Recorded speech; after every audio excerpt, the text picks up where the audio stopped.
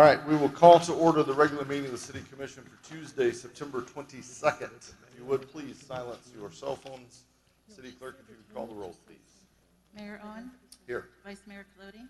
Here. Commissioner Hartman. Here. Commissioner McGurk. Here. Commissioner Sacks. Here. Thank you. All right, first item up, invocation and pledge of allegiance. We'll stand for an invocation if you care to join, and after that we'll say a pledge of allegiance. Pastor Pete Carter will lead us in invocation. Let us pray. Most gracious and most kind Father, we thank you for this day. We thank you for this opportunity to come together now and to discuss those things that would help to make our city better. We ask, oh God, that you look upon all those who serve, all those who reside, and all those who visit here. May they find this place a safe, a warm, and inviting place to be. And when they go out, that they will tell others that they too might come and enjoy our beautiful city.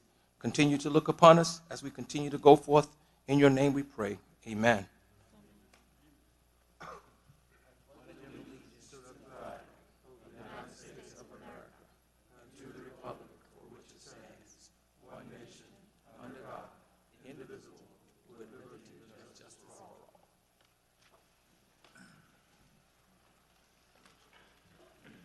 Okay. Before we get to the rest of the agenda, City Clerk has the website pulled up. I wanted to share we are using some new technology tonight as a commission, some new apps with how we're dealing with the I lost my sound. There it is. And it's also more efficient for the general public, and so I just wanted to show you all, if you have your smart device here and you want to follow along in the actual details. I know we have printed agendas out there, but the actual backup that we're often referencing is available for you to follow along. It always has been out there, but it's just much easier to find now. So if you go to the city website, cityofnsb.com, and Kelly, if you show them where to click there, you scroll down a little bit. You would scroll down. There's an agendas and minutes button. Go ahead and click that. It's going to take you to all of the meetings in our schedule, our upcoming schedule. This one you can see it says view event. It's live. It's being live streamed right now. If you wanted to view an agenda packet, you just would click that link. The agenda comes up, and all of the items that you'll see are hyperlinked. So you can either scroll through it as a whole. You can see this is 230 pages. Or if you are on the first couple pages of the agenda with those hyperlinks, you can click the hyperlinks and it will take you to the staff report, and it will list any other attachments that are attached to that. This would be an example of something that we're going through tonight. These are the attachments, so it's just a couple clicks and you're there. But you can also download it as a whole from our website. Thank you, Kelly. Thank you for the. So again, we're using a new app on our iPads now as well. So if you see a commissioner going over, we may need some live tech support, but very excited for this this next way of doing business, new way of doing business, much more transparent, much more available. Also tonight, for the first time, we're going to be.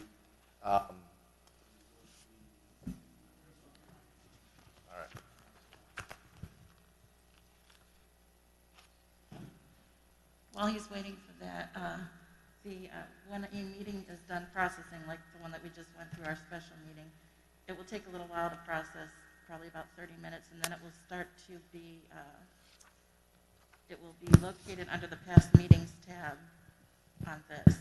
You can search the archives at that time using an advanced search for any keywords for an ordinance, resolution, and the agenda items, and also the minutes will be posted here. So if you're looking for something, it's very simple now just to put a keyword phrase in there, search it, and it should come right up along with the video. Yep, and that was the item I was going to highlight is hopefully if tonight goes well, but be patient. This is the first time we're doing this. You're going to be able to, as you go through, the city clerk will be tagging as we talk about specific agenda items. So in the future, if you ever want to reference an old meeting, you can pull it up, and then you find the agenda item you're concerned with. You click on that. It'll take you straight to the video of that discussion. So you don't have to sit through all 3 or 4 hours of video. You can just see that portion you care about. It will all be there. You can see it all, but you can just hone in on your area. So great work to the clerk's office, and hope you all can take advantage of that with us. With that, next item up, approval of the agenda. Khaled, any changes? No changes, sir. Okay, we got a couple of proclamations and announcements, so I'm going to come out here, and Senator Tom Wright is here with us. And the rest of the commission wants to join us out here.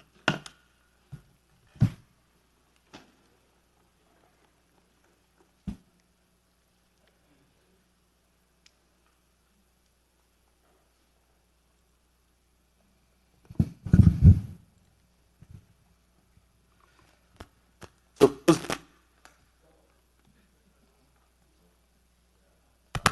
you can't be trusted with a mic tonight, apparently. So Senator Tom Wright, our representative at the state level, in the state Senate, and I think he's here. That looks like a giant check to me. It has all the telltale signs of a giant check. So is a blank. I'm going to turn it over to Senator Wright. Thank you, Mr. Mayor. It's always a pleasure to be here. I just love this Brannon Center. It's such a beautiful place. As you probably know, I'm proud to say my home address is New Smyrna Beach. So this is home to me, and I really am glad to be here, and thank you very much. You know, this project, the Washington Street project, has been a long time coming, and I don't need to tell the residents of New Smyrna Beach how much they want that improved for safety, for traffic, and so I'm really happy to at least get you a small check tonight for $1,024,855. And I'm just really proud to do it. I know you want some more money, and so, you know, I have 2 more years before I'm up for re-election, so we're going to hit it again next year and see if we can't get another check to that size or greater. So congratulations. It's great to do this for you. Thank you. And I just have to say, the city manager told me earlier today, this is the first time in a while that Tallahassee has been here to deliver a check to New Smyrna Beach. So we appreciate the support of Senator Wright and the whole team that he has, so thank you.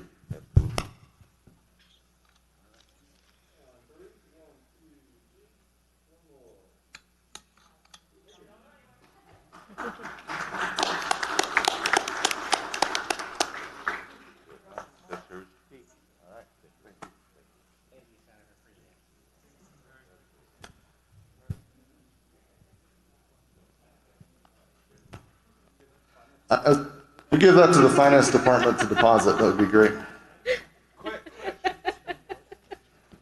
Yeah. From the top here, button.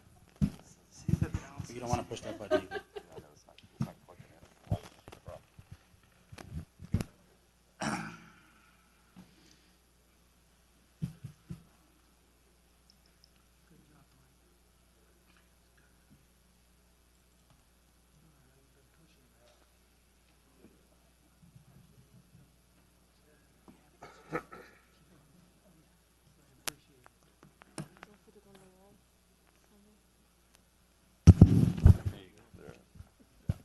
Thank you, sir.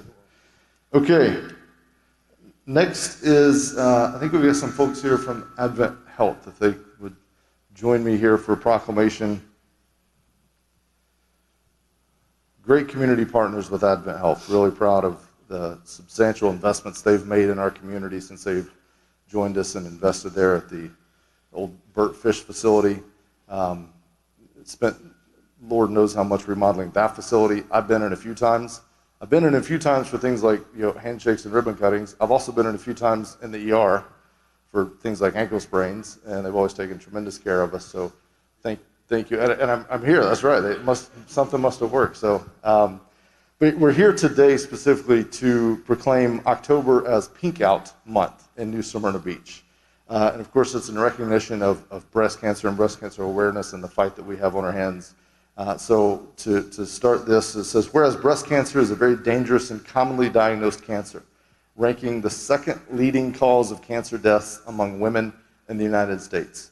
And whereas approximately 19,900 Florida women will be diagnosed with breast cancer, and approximately 3,040 will have passed away from the disease in 2020. And whereas every woman is at risk for breast cancer, even if she has no family history of the disease, and women over the age of 50 are at the greatest risk. And whereas the color pink, especially pink ribbons, is the internationally recognized color of breast cancer awareness. Whereas this month and throughout the year, I ask all citizens of New Smyrna Beach to join in support of our fellow Americans diagnosed with breast cancer, those who are in remission, and those who have lost a loved one to the disease. And I'll add here also those who have beat the disease, because we're beating it as well, and that's thanks to the good work of folks like you all. Therefore, I, Russell, and Mayor of the City of New Smyrna Beach, do hereby declare the month of October 2020 as Pink Out Month in New Smyrna Beach, and I urge all citizens to recognize the importance of early cancer screening detection, encouraging others to take the steps to increase awareness and to have a plan to help detect the disease in the early stages. And so we declare that now, and we look forward to joining with you on October to make New Smyrna as pink as possible. Last year we did a commission meeting where all of my commissioners joined me in wearing pink. I'm going to try to poke them into doing the same thing this year, maybe next month at one of our meetings. So again, thank you all. Thanks for being here tonight.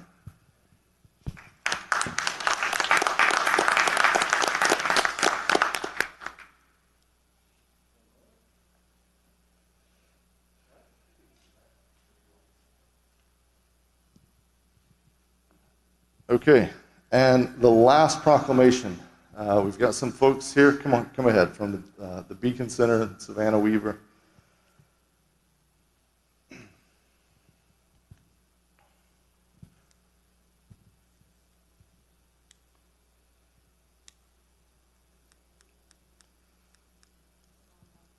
It is a long walk.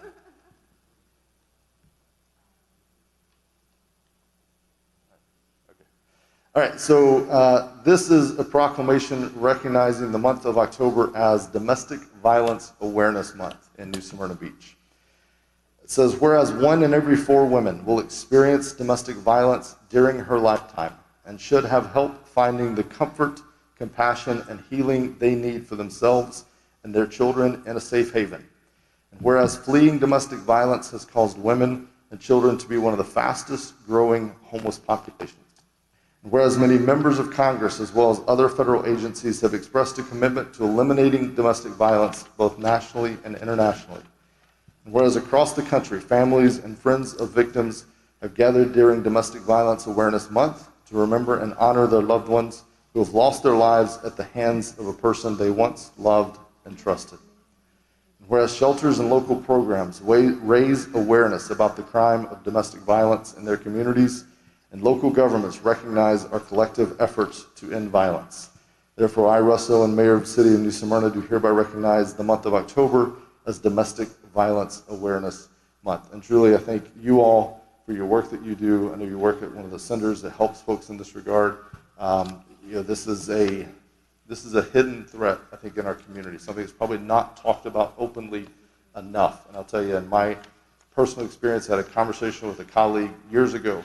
Was extremely impactful for me. Extremely smart lady, well-educated, had her life together, and we were talking, and she had been the victim of domestic violence. And I asked the, admittedly, very naive question, and I said, why didn't you just leave? And again, admittedly, very naive question, but she was able to, she literally walked to my office, closed the door, and sat down and said, let me explain to you. She explained the situations that outline and how often the networks are eliminated over time, and it's tough. So I appreciate what you all do in the front lines in helping to fight this and provide those resources that are there for folks to be able to flee to when they're needed. So thank you all sincerely.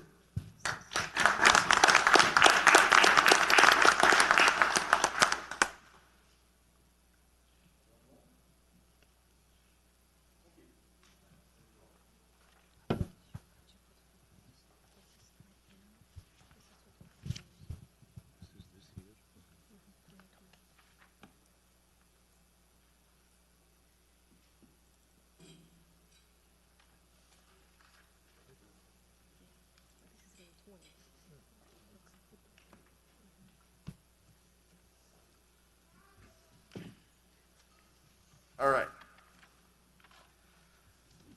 Thank you all. Thanks to those that joined us for those proclamations. Very important ones, very moving ones. Next item up is public participation. This is our chance to hear from you all for any item that you might have on your heart and mind to bring to the city tonight. If you would, limit your comments to 3 minutes out of respect to your colleagues. Address your comments to the commission, not the audience, and give your name and address, please. Yes, ma'am. Hello, my name is Katie Liller, 461 Wildwood Drive in New Smyrna Beach, Florida. I've been before you all before for the skate park.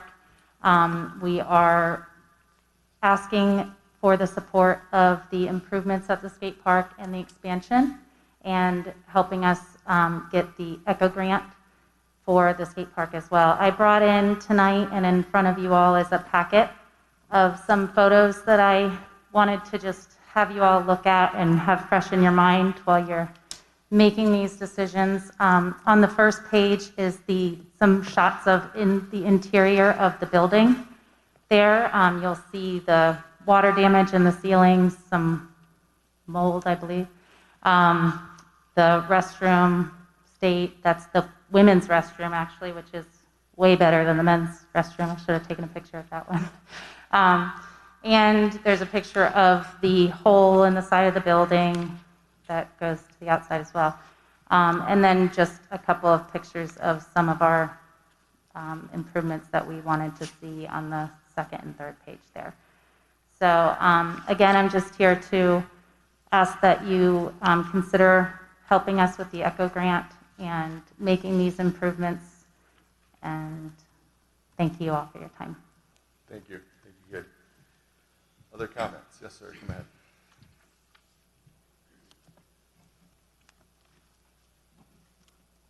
Hello, everybody. I'm Tony Missiano, 2908 Nordman Avenue in New Smyrna.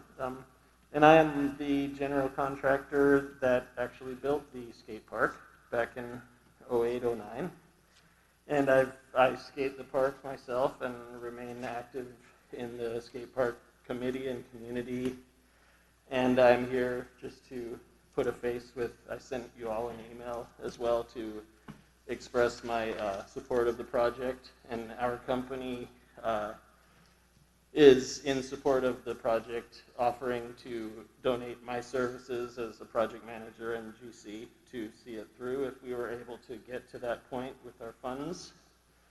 And I've actually been involved in, I built the one in Pettis Park as well, and Ormond Beach, Edgewater, Orange City. So I'm very involved in the ECHO program and all with skate parks, and we'd really like to see this happen for our community. The park that we originally built is, well, it was about half of what we really wanted to do, but it's been a very successful park. We built one of the best competition bowls in the state, and we've had some outstanding events over the years, and we really would like to see the park get to the size it could be with all of the disciplines of skateboarding and riding on wheeled vehicles represented. So we are here, and we see that you see us, and we'd love to see this through and see the park get bigger. Excellent. Thank you. Thank you. Thanks for being here. And thanks for that offer to donate the services. Next up. Yes, sir.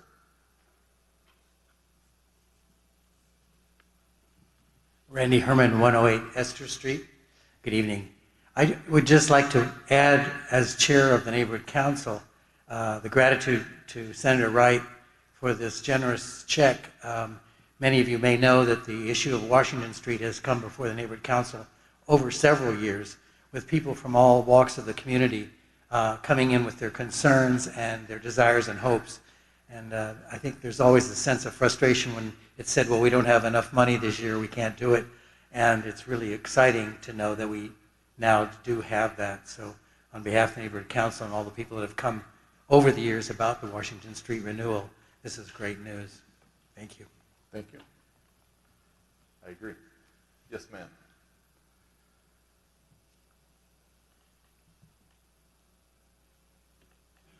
Good evening. Marvel Richards, 1099 Clubhouse Boulevard, New Smyrna Beach. I'm here to address COVID and Biketoberfest. I have huge concerns. Snowbirds are returning, and they do not have to self-quarantine. They're thrilled that they don't have to self-quarantine because they do in a lot of other states, mostly the states they're coming from. We have nothing in place here for the state or the city. So I fear we're going to have a rise in the cases. Oktoberfest, I'm urging you to vote against it. I understand we need the small businesses need the money, but spring break last year really set us off the chart with these cases. So I urge you to please, if there's anything you can do, I don't know what we're going to do about snowbirds, but if there's anything you can do as far as voting against Oktoberfest, I'd appreciate it. Thank you. Others for public participation? Yes, sir. If you want to speak after him, if you want to come down and grab one of these seats that are open up front. Hello, how are you? Hello. Hi. Brian White, 2464 Lydia Way, here in New Smyrna. I want to talk about leadership, safety, and education. These are strengths that the city has that can be used to help protect our small business community. As the elected leadership of New Smyrna Beach, you have the influence and resources to set the example for our locals and visitors. You started setting this example when you approved the face mask mandate. This mandate helped to make our locals and visitors feel safe enough to return back to patronizing our small businesses, but the work isn't done. It's now the work of our city leaders who want to protect our local business economy to educate those consumers as to how their decision to shop local has a positive impact on preserving the character of our community. These three strengths that the city of New Smyrna Beach has can be highlighted to bring consumers back into small local shops and restaurants here in the city. You're in a good position. You're in the position that you do not have to draw in small businesses or create small businesses like many other cities do. You already have a small business community that is made up of New Smyrna Beach residents. Today, we're asking you to help protect that community. Thank you. Thank you. Others for public participation?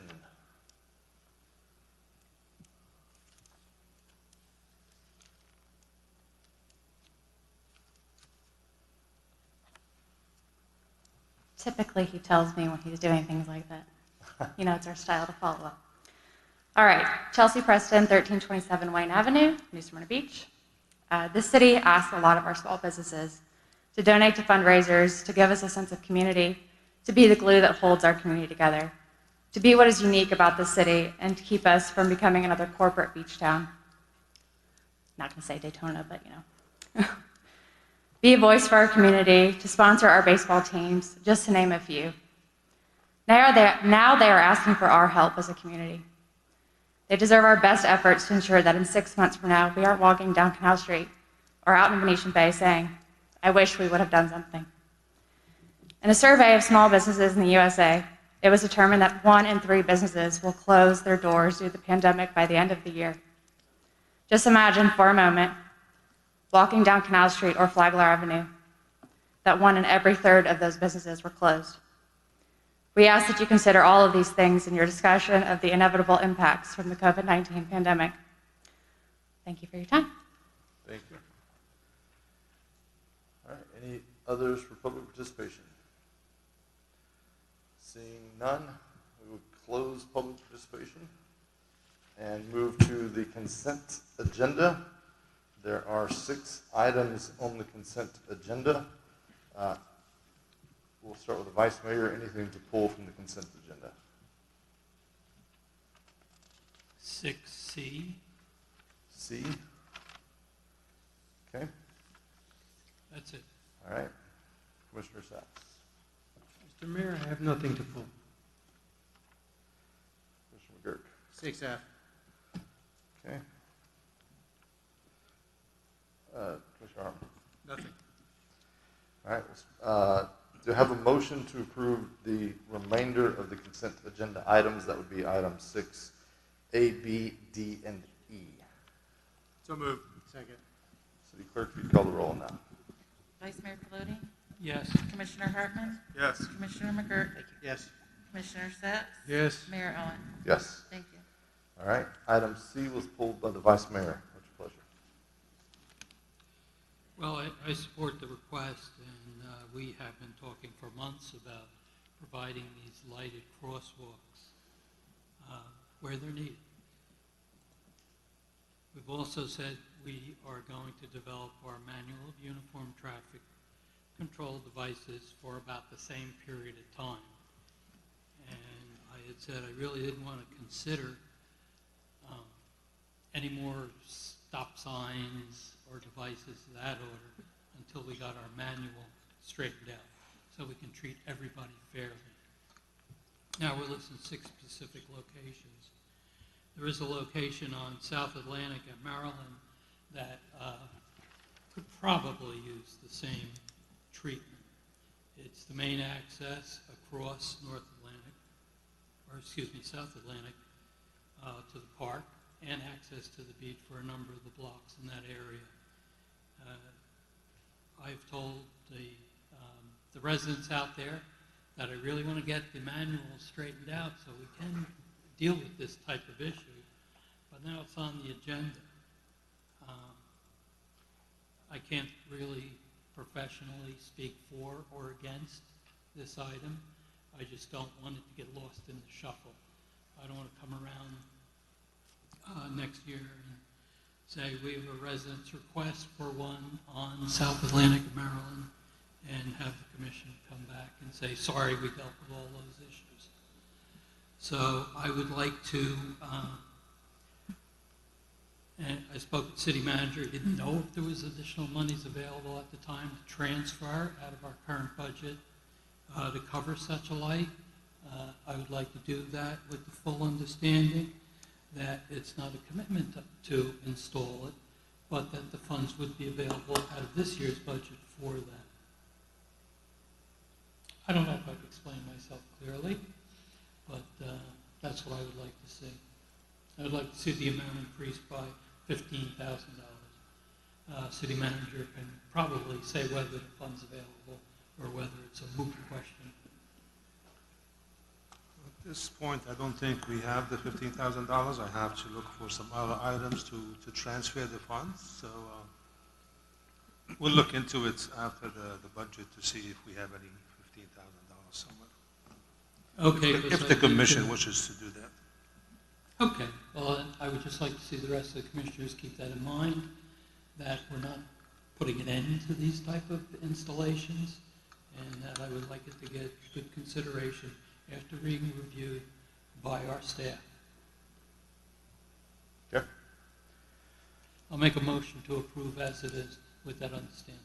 Second the motion. Thank you. City clerk, if you call the roll, please. I'm sorry, I didn't get a second. Commissioner Sacks, second. Motion made by Vice Mayor. Commissioner Hartman? Yes. Commissioner McGurk? Yes. Commissioner Sacks? Yes. Vice Mayor Colodey? Yes. Mayor Allen? Yes. Thank you. And item 6F, Commissioner McGurk. Thank you, Mayor. This is this has to do with the Oktoberfest at the Harley-Davidson, and considering all the things that we have canceled and all the concern that we have put into COVID, I personally cannot support having a beer festival and supporting the large gatherings of bikers in our community as a special event. So I personally am not going to support this. Thank you, Mayor. And with that, I'll make a motion to approve. Do I have a second to that motion? I'll make the second for discussion. Second for discussion. Go ahead, Vice Mayor. Go ahead. Okay. I looked very thoroughly over the application. I see it's relatively small scale. It's nothing like we've seen in the past where they're parking across the street in a shopping center. It's only using half the parking area available, and I think the total number of people they're looking at is 70, which is much smaller than a lot of the gatherings we've had in town. I too share the same concern. Even now, I don't know whether I can support it, but I just wanted to get that out there. Okay. Other comments by the commission? Yes, Mr. Mayor. Yes. I have equal concerns, shared both with Vice Mayor Colodi and Commissioner McGurk. I just wonder, though, are we treating all of our people that have applied for venues during this extreme time of danger during this COVID pandemic? Initially, I was immediately going to say no because, frankly, people like to gather and party, and lots of people don't want to wear masks. It is a free country, and we don't have a solid mandate. We're requesting people through mandate, but we're not requiring fines or punishment. And I just wonder, are there any other venues that are going to occur in our city? Is one question, and a question maybe Khalid might be able to answer. Do you know if any other cities have banned events like this? I heard that Daytona Beach have banned it, but I'm not positive. Thank you. Daytona Beach did not approve any of their bike week events, the outdoor type events. There's still many, the assumption is that many folks will still show up and just be indoors, Yeah. which I don't know if that's better or worse. Ormond Beach, which encompasses the giant facility, what is that called up there? Well, the Bruce Rossmeyer's, the big event area. So that's Ormond Beach, and they did approve the permits, and Volusia County approved any permits have been submitted to them, which I think includes area like the Cabbage Patch and other things. That's all Volusia County. So that's kind of where we're at this moment in time based on what I know. Thank you.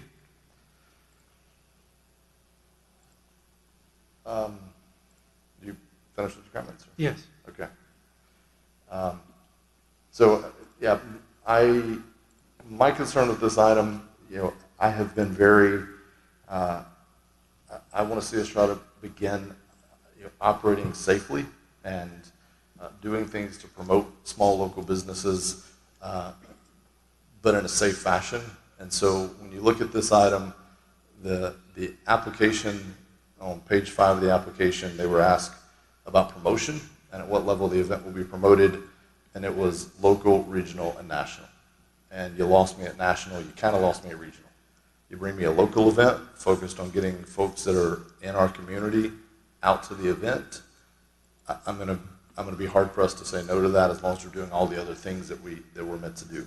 Now, what I don't have a good answer for though is, and the critique that Daytona had was, if you say no to this, does the event really just go on, but it's pushed indoors, which may or may not be any safer, in fact, probably isn't as safe. So, but that being said, I don't know that I can support this because I don't know that I can support trying to draw in national exposure and national visitors or even regional into New Smyrna at this time. So, all right, we had a motion and a second. We had a motion by Commissioner McGurk, a second by Vice Mayor for discussion. City Clerk, if you call the roll. Commissioner McGurk? No. Commissioner Sacks? No. Vice Mayor Colodi? No. Commissioner Hartman? No. Mayor Owen? No.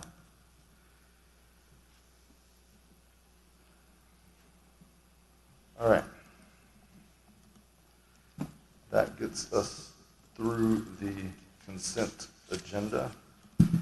Item 7A, COVID discussion. Staff, go ahead.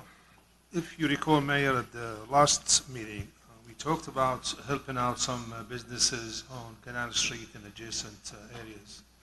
I've been thinking about helping businesses, small businesses, local businesses throughout the city. One idea that somebody suggested based on business license fee, maybe we can give some reduction, but I want to see just if it's all the fee goes into the building fund. I think we'll be able to maybe either waive 50% or waive the entire fee. Right now we have a healthy balance in the building fund. So I'm going to look into it and come back with a recommendation for you for the next meeting. David Ray is here to give you some other items, and we'll have any questions. David, before you dive in, how'd that field do with all the rain? Did absolutely perfect. Not one bit of standing water. So we just completed, those of you who don't know, David and his team did excellent work, completed a new artificial turf field up at the sports complex. We cut the ribbon Friday night. Several of my colleagues were there. Kudos christened the field with a win. The field reduces agricultural impact, less fertilizer, less water usage, improved player safety, savings to the city budget over the long run. And it was done $45,000 under budget, on time, and yeah, just really good project. So hats off to you and your team. All right, with that, COVID-19, what you got? Okay, so this was the meeting that we were going to come back and make a final determination on the Great Candy Race, whether we were going to allow it to be run in person or if it was going to be a straight virtual event. If it was going to be in person, one of the adjustments that we were making was runners were going to be distanced at the beginning, and it was going to be basically a line of runners would be split up, and then every 10 seconds they would start the race. You know, a line of 5 to 7 runners, all socially distanced, would go, and then 10 seconds later the next group would go, and so on and so forth. That would be how we would essentially distance the runners, or we can shift it to a straight virtual race. How many participants were there last year? Do you know? There was about 100, a little over 100 last year. Right now, we don't have a lot registered right now. They're all waiting on this decision. Yeah. Okay. Questions, comments on this item? Vice Mayor? Will the runners be wearing masks? No, they will not. It's going to be tough. It'll be optional. If they want to wear it, they're more than welcome to. I kind of knew the answer to that, but I'm a strong believer in the social distancing and the masks, and we just turned down an event, private event, and honestly, I don't see the big difference between the public and the private event. You can explain to me how.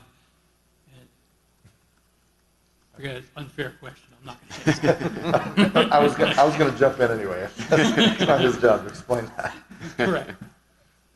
Thank you. All right. That's it. David, I had a hard time hearing you. Can you tell me again exactly what the event is? I know it's a race, but I didn't hear. Yeah, it's a 5K race, and what we were planning on doing, if it was going to be held in person, was spread the runners out and have instead of having essentially a shotgun start, you know, the whistle or the horn goes off and all the runners start going, we were going to start it, you know, 5 to 7 runners at a time. You know, 5 to 7 runners would start. Sure. 10, 15 seconds later, we would start the next group. It's a run, not necessarily a race, because everybody's going to be staggered starts. Right. So. Right. And there would be none of the ceremonies at the end. The runners would, when they're done with their race, it would automatically clock in, and they would actually then just go straight home after that, or to the local businesses, and then they can get their time online, and then all the awards and shirts would be sent out to those. So, since I brought up the last issue, I'll certainly comment on why I see a difference on both. Group gatherings where you're having a good time and drinking, you pair together with your groups. You stand next to other groups for extended periods of time for the sole purpose of talking and having a good time in close proximity of each other. I see a 5K run significantly different. It is more of an individualized event, and everybody's kind of doing their own thing. So, 100 people. I know this event said 70. Bike Week comes in, it's a heck of a lot more, and somewhere between whether it's 80 or 120, I'm much more comfortable having a 5K run outdoor, which is an individualized more sport, and not a congregating group of people who are drinking, hugging, slapping high fives, having a good time, to be significantly different. So in this case, I don't have a problem supporting this, moving forward with the run. David, can cap, I mean, I know we can, we could cap the registration. We sure can. Because we control the bibs that are given out that have the electronic timing and everything. So we Right. could say 100 or less. Right. Okay. That's the other part is, because your point's well made. I mean, I don't care what number they put on that piece of paper on the previous one, you don't control it. This one, you actually can. Right. And it's a totally different environment. I mean, listen, when I'm hanging out with my buddies, drinking, having a great time, we're slapping high fives, we're hanging with each other. I haven't seen that really happen at a 5K recently, so. Mr. But have you Mayor, run a 5K recently? Absolutely not, Mayor. But I did watch from the brewery. You were hanging out with your buddies. Hanging out with my buddies, high-fiving. Mr. Sachs, go ahead. if I may, David, I appreciate your efforts in trying to put together a really great sporting event in these kind of risky times. I still support it. I had trepidation when I supported it the first time. Is there any way that we could ask or require the runners as they pass each other to maintain a proper distance of 6 feet? I mean, we can do the best we can to ensure that. Recommended. Yeah, we can definitely put the recommendation out and put it as part of the guidelines that if they can when they're passing to leave as much room as possible. Thanks. And gentlemen, I just got to share quickly, I'll try and be quick. We've been unfortunately been put in a position of being risk managers. While we look at statistics from the COVID pandemic, for me, the information coming from the state, the county, the federal government is kind of sketchy. That's just me. We were hopefully looking for 4 or 5% of positive test rate. I think that's where it might be now. Some still consider that high and wish to be at 1 to 2% positive test rate of people tested for COVID. So we still have that slight risk. And with that in mind, Canal Street and the merchants are still hurting for people. So during my commissioner's report, I'd like to speak a little bit about that, how we can bring life back to our town and maintain some safety, because we do have to strike some balance sometime. But thanks, David. Appreciate it. Completely agree. Glad to hear you say that. Look forward to that discussion. On this item, and gentlemen, if everyone's okay with it, I'm not taking motions on these, but I'm happy to if we want to do some kind of a formal vote, but I'm really just kind of trying to get where staff is at, or get where we're at and give staff direction. I could, so we're clear, I think I heard one support. I could support it. I would like to see it with a cap. I don't know what number makes that right, anywhere from 100 to 120, not really much more than that for me. And definitely, I think I heard you mention it, but just for clarity, the clustering often happens at the start line and finish line. And so as long as we're enforcing it on the front side and at the finish line, there is no ceremony, podium medaling or anything. Right. And I love the idea of that being done, to Commissioner Sachs' point just now, partnering with some businesses and say, hey, we're going to send some people there to pick up stuff and some people here. Like, I don't know if we can try to help spread that around a little bit. We can try to do that, in the area. So get creative on that to make sure we don't have that clustering at the finish line. So I think I had at least 3 that supported that. Any other comments? So we have support for the Great Candy Race proceeding as a live event with appropriate precautions. All right, next was the Halloween trunk or treat. Yep, everything, just an update, everything's moving forward. We're starting to get local businesses that are going to be setting up a table and passing out candy and flyers, and so we're starting to get the participation in from the local businesses, which is always a great thing to have. With the Flamingo Follies, one of the biggest things was you all wanted to have a drop-dead date. That drop-dead date is going to be at the next meeting on October 13th. That'll give us enough time to inform all the vendors and start that process if we do have to shut the Follies down. One thing that's not on the list, we got this today, Flagler Avenue Business Association wanted to start their wine walks again this Saturday. They did send in a copy of what their safety plan is, and looking it over, it does hit all the check marks that we are trying to put on a lot of our own events as well. So we would be comfortable with it as staff, but it's very similar what we brought to you last meeting with Canal Street starting their art stroll events back up. They already have a permit. They've already gone through the permit process, but it was shut down due to COVID, and they're looking for approval to start it back up. Okay. So let's just real quick, Halloween trunk or treat, that's proceeding. I think it was pretty broad support. I'm not seeing anybody who wants to jump in on that one. Flamingo Follies, we now have a drop dead date. I'd say if there's, grave concern, please, share it now, but I think we're trying to do that safely and know that next meeting we will have to kind of give the thumbs up, thumbs down on that. But if you have thoughts or ideas, make sure to get with staff beforehand so they can get an idea of where that's headed. So now this last item is a request, I guess, basically now before us is, do we want to approve a wine walk with appropriate measures? Mm-hmm. Haven't had that in front of us, so I'll open it up to the commission. What are your thoughts?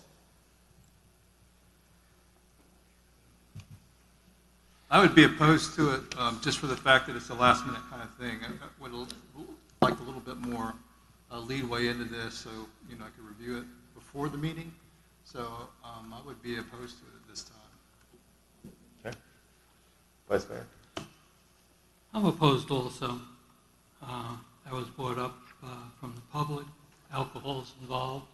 Yes, the people will behave inside, but they'll still be getting together outside. So I don't think it's time yet. Okay. 2 against. Other comments, thoughts? I'll simply echo the 2 comments that were already made. All right, I'm not hearing the support needed on that. Okay. Okay. That's all I got. Is that it? Yep, that's it. What about things like the Brandon Center, the sports complex, all of those things with those events that don't come to us, and please, we don't need them to come to us. But at the very beginning of this, we cleared the slate basically. Right. We had started, I think, reintroducing that following CDC guidelines. Mm-hmm. Is that still where we're at on those events, just for our general awareness, situational awareness? Is that the sports complex is open back up, but we're taking precautions and we're not holding 500-person events and things like that, right? I mean, the sport complex is holding tournaments and things of that nature, baseball tournaments. What we did is we removed for all the baseball and softball fields, we removed all the bleachers. So the family members can't and all the fans can't congregate together. They're forced to bring their own chairs. We did add the hand sanitizer in every dugout. During tournaments, the bathrooms are getting desanitized every 2 hours, and garbage is getting removed. The tournaments do bring in a lot of people, but they have seemed to have been distancing especially without the lack of our bleachers. There, when they're bringing their own lawn chairs or whatnot, it definitely separates them a little bit. Perfect. And I was there Friday night for that ribbon cutting, and I can tell you they had, I think every other row on the bleachers was sectioned off. Right. And even that, it was pretty low attendance, spread out very well. I felt comfortable to me. So, all right. Any other things to bring up on COVID before we move on to that one? From that one? All right. Thank you, David. Thank you. Item 8A, second reading and public hearing of an ordinance which would amend the fire pension. City Attorney will read this ordinance by title only. Ordinance number 9720, an ordinance of the City of New Smyrna Beach amending the City of New Smyrna Beach firefighters retirement system, adopted pursuant to ordinance number 11611 as subsequently amended, amending Section 5 contributions and Section 16 required minimum contributions to comply with the Secure Act, providing for codification, providing for severability, repealing all ordinances in conflict herewith, and providing an effective date. All right. Heather, do you have a brief report? Nothing to report. If you have specific questions, I'm happy to answer them though. Okay. This is a public hearing, so I'll open it to any member of the public wish to comment on just this one item at this time. Any comments on this item? Seeing none, do I have a motion to adopt ordinance 9720? So moved. Second. Okay. City Clerk, if you'd call the roll, please. Vice Mayor Coletti? Yes. Commissioner Hartman? Yes. Commissioner McGurk? Yes. Commissioner Sacks? And yes. Mayor Owen? Yes. Thank you. All right, ordinance 9720 is adopted. Ordinance 9820, second reading, public hearing, which would approve the proposed annual budget of the Utilities Commission. City Attorney will read this a second time by title only. Ordinance number 9820, an ordinance adopting the annual budget for the Utilities Commission, City of New Smyrna Beach, for fiscal year ending September 30th, 2021, providing for public hearing, providing for conflicting ordinances, providing for severability, and providing an effective date. Thank you. Anything to report? No, nothing to report. We appreciate your consideration, and we just to echo the sentiments from last time. Our O&M budget is lower than the prior year budget, and we are improving the infrastructure for the long term. So. Okay, thank you. Hang out just in case there's questions from the commission. I'm going to open it to the public first. It's a public hearing. Any member of the public wish to comment just on this item? Seeing none, we'll close the public hearing. Vice Mayor, I saw you had a comment or question. Basically, there's been no change since the first hearing. No change. Okay. Now, I don't know if you were here earlier when the senator was here and we received $1 million. I was. Were you here? Yes. You realize that I know you're not in charge of it, but it's going to involve a lot of utility work underground, and we certainly look forward to working with you very closely to make sure there's no delays in that. We will cooperate and work together. I'm Jeannie sure you will. Couillard, our engineering director, is here as well. So, Oh, good. So we will. That's we it. look forward to it. That's All right. With that, do I have a motion to adopt ordinance 98-20? So moved. Second. City Clerk, if you'd call the roll. Commissioner Hartman? Yes. Commissioner McGurk? Yes. Commissioner Sacks? Yes. Vice Mayor Clooney? Yes. Mayor Owen? Yes. Thank you. Ordinance 9820 is adopted. Thank you. Thank you, Joy, for being here. Resolution 37-20, consider the adoption of a resolution which would adopt the final New Smyrna Beach operating millage rate. The City Attorney will read this resolution by title only. Resolution number 3720, a resolution of the City of New Smyrna Beach, Florida, determining the amount and fixing the rate of taxation and making the annual property ad valorem levy in the amount of 3.7421 mils per $1,000 of non-exempt assessed value for general fund operations of the city for fiscal year beginning October 1, 2020 through September 30th, 2021, which represents a 5.32% increase from the rollback rate of 3.5530 and providing an effective date. Okay.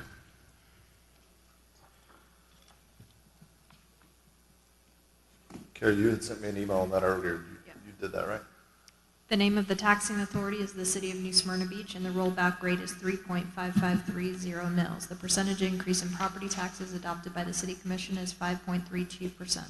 The operating millage rate to be levied is 3.7421 mils. The 2005 voted debt service millage rate to be levied is 0.2813 mils, and the 2018 voted debt service millage rate to be levied is 0.1466 mils.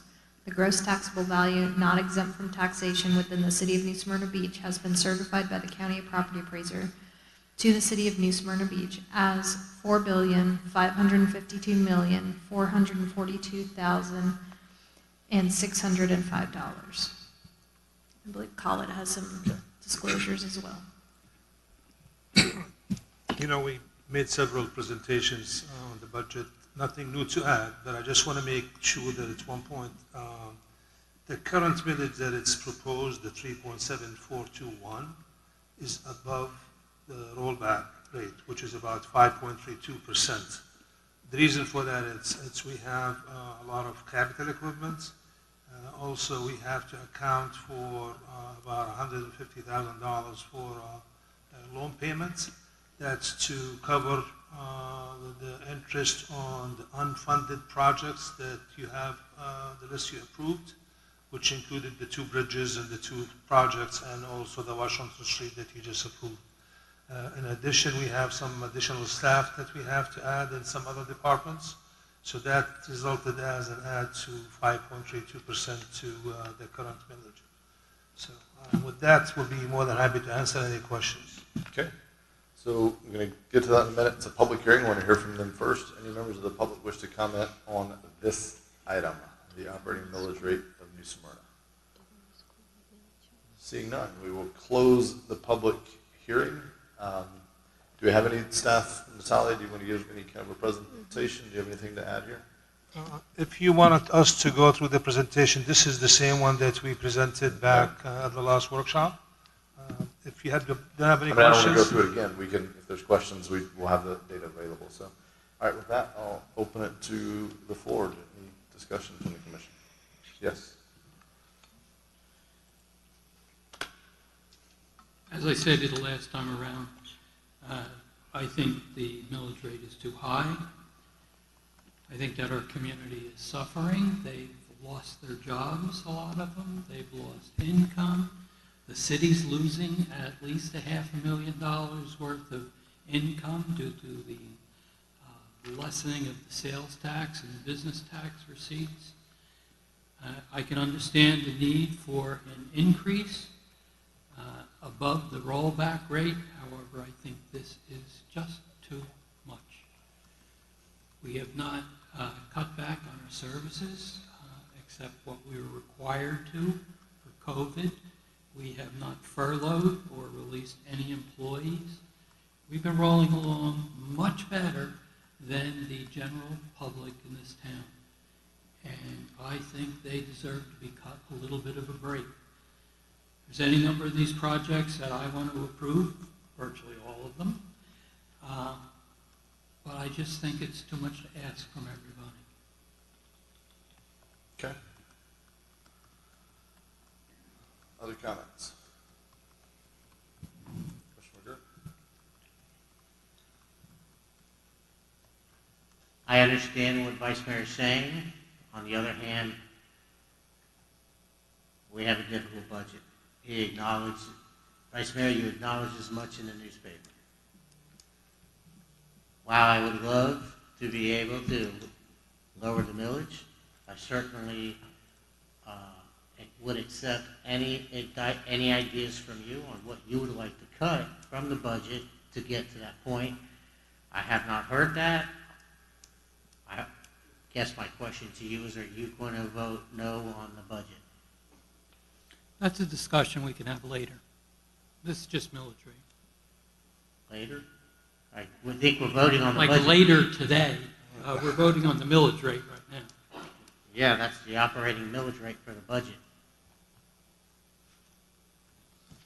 So, if you don't want to discuss it at this time, I think this is the only time we'll do it, but I'm certainly willing to sit here and listen to the cuts that you would want to make to be able to give the citizens this break you say they deserve, which I am going to vote for the budget. We have gone over the budget in detail. We have worked very hard on the budget.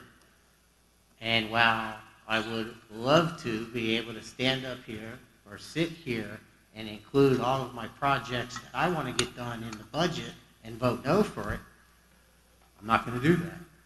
I'm going to accept and move forward on the budget that the five of us have collectively worked on. So I'm certainly up for any ideas you have for cutting the budget to get to the millage rate you would like. Okay. At this point in the procedure, item 8F is the budget, and I'll discuss it at that time. Okay. Any other comments on this item? All right. So I've got a couple of comments just before you vote. Sorry, Mary, I did have a comment. I want to make sure, not make sure, we discussed the skate park, and we discussed, I think where we left it was we're gonna commit from the general budget a certain amount of money where if those who want the skate park can go ahead and raise the money and get the eco grant, that we would then support them with the $150,000 that they requested. Where are we at with that? I would like us to support that. I think that in the big picture, it is those kind of projects in our community that mean a lot. So I'm not sure. I just want to clarify where we're at upon. And let me just clarify, based on the estimate that I have from David, which was 316, 310, how much? Okay, so let's, like I said, it's a 320, and you could apply for an ECHO grant. I think it's up to 400, so which means we have to have 200 match. Yeah, it would be a 50-50 match. So 310, so you're looking at about 150, 160. And I think the last time they mentioned that they have fundraising that they could bring up half of that amount. If they could bring half of that amount, I'd be able to go and search for the general fund and find 75,000. Thank you. Okay. So I'm going to wade in the middle of this conversation. I agree with you, Vice Mayor. The budget is item F. However, what determines how much budget is available is item C. So I think it's a bit disingenuous to say we're not going to talk about the budget yet because it's all inextricably linked together. So that being said, I agree with everything that you said. I don't disagree with a single item. I would love to see us be able to lower the millage rate. I haven't heard anything brought up in the budget meetings by myself, first and foremost, or anyone else up here, that has been a desire to scale back services or a call to scale back services. I haven't heard from our residents of a desire to scale back the services that they are getting today. I've heard desires to do more and fix things that we're already behind on. And we have crumbling infrastructure in the form of bridges that we're already having to shut down because they're deemed unsafe and we're having to do temporary repairs. So that being said, I think that, so where I'm at is, if this is if that's where we're at, then we need to have that discussion and debate so that we can be on the same page. I'm not saying that it has to be universal agreement, but it seems like we go through this every year with the budget, where we ask, and again, I say we collectively. I'm right there with everyone else. We ask. Everything is, can we do more? And then we get to this moment, and we want to vote no against the millage because we don't want to be, we don't want to sign up for a tax increase. And then it goes through on the backs of, 3 of the commissioners or 4 of the commissioners or however many it is in any given year. And I don't know, that just doesn't sit well with me. So, I'd like to see us have a meaningful discussion, and I think we would all agree if there are, I've looked through the budget in detail. I had a detailed conversation with our city manager about it. I can find pennies here and there. I'm not seeing enough to move the needle on this, though, especially not with all the large capital stuff we have going. So I don't disagree with what you said. I support what you said, but I'm anxious to hear the details about how we do that. And I think you have to have that conversation now, not at item F, because now is when what's gonna drive it. So I had asked that particular question during my meeting with the city manager and the city attorney, and I was advised that it's properly handled millage rate first. In my mind, I agree with you. However, if this millage rate is approved as requested, certainly everybody's going to pay it, and they're going to have to. When we get to the budget proportion, if we lower the expectation as to how much we expect to spend, we will simply have more money at the end of the year. And maybe the next budget, which really concerns me more than this one, we will have a little more wiggle room to it. I look back over our last 7 years of budgets, and I see that we've basically followed along with the millage rate, except for 1 year. And this year, we are way above the millage rate. I can't say for certainty, but this might be the biggest change above the millage rate that we've had. So I understand that you would like to hear my reasons, and you will get them at that time. I know we are under severe time constraints as to when we have to approve the millage rate, so I just don't see how we can delay it any further. So I will vote on my principles, and so be it, and I'll discuss the budget when we get to it. Okay. All right, we have a motion to adopt Resolution 37-20, which is the final New Smyrna Beach operating millage rate for this fiscal year. So moved.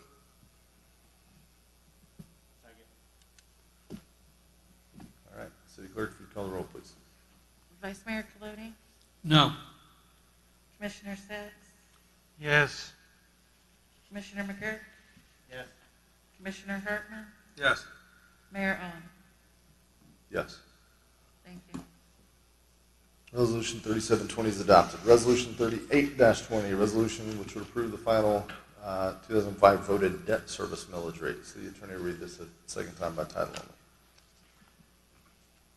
Resolution number 3820, a resolution of the City of New Smyrna Beach, Florida, determining the amount and fixing the rate of taxation and making the annual property ad valorem levy in the amount of .2813 mils per $1,000 of non-exempt assessed value for INS 2005 voted debt service for fiscal year beginning October 1, 2020 through September 30th, 2021, and providing an effective date. All right. It's a public hearing. Any member of the public wish to comment on this item? Seeing none, we'll close the public hearing. So this is, the key word here is voted debt service. I think I said this last time.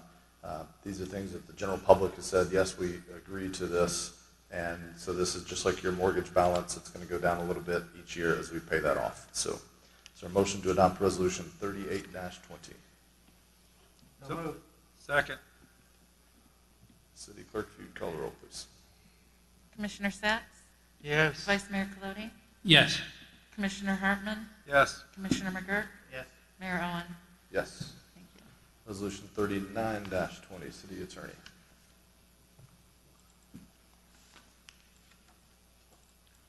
Resolution number 3920, a resolution of the City of New Smyrna Beach, Florida, determining the amount and fixing the rate of taxation and making the annual property ad valorem levy in the amount of .1466 mils per $1,000 of non-exempt assessed value for INS 2018 voted debt service for the fiscal year beginning October 1, 2020 through September 30th, 2021, and providing an effective date.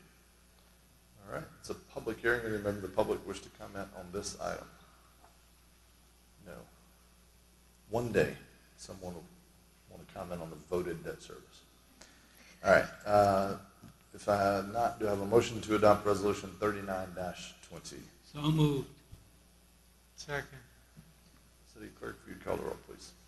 Commissioner Sacks, Yes. Commissioner McGurk, Yes. Commissioner Hartman, Yes. Vice Mayor Colodey, Yes. Mayor Owen. Yes. All right.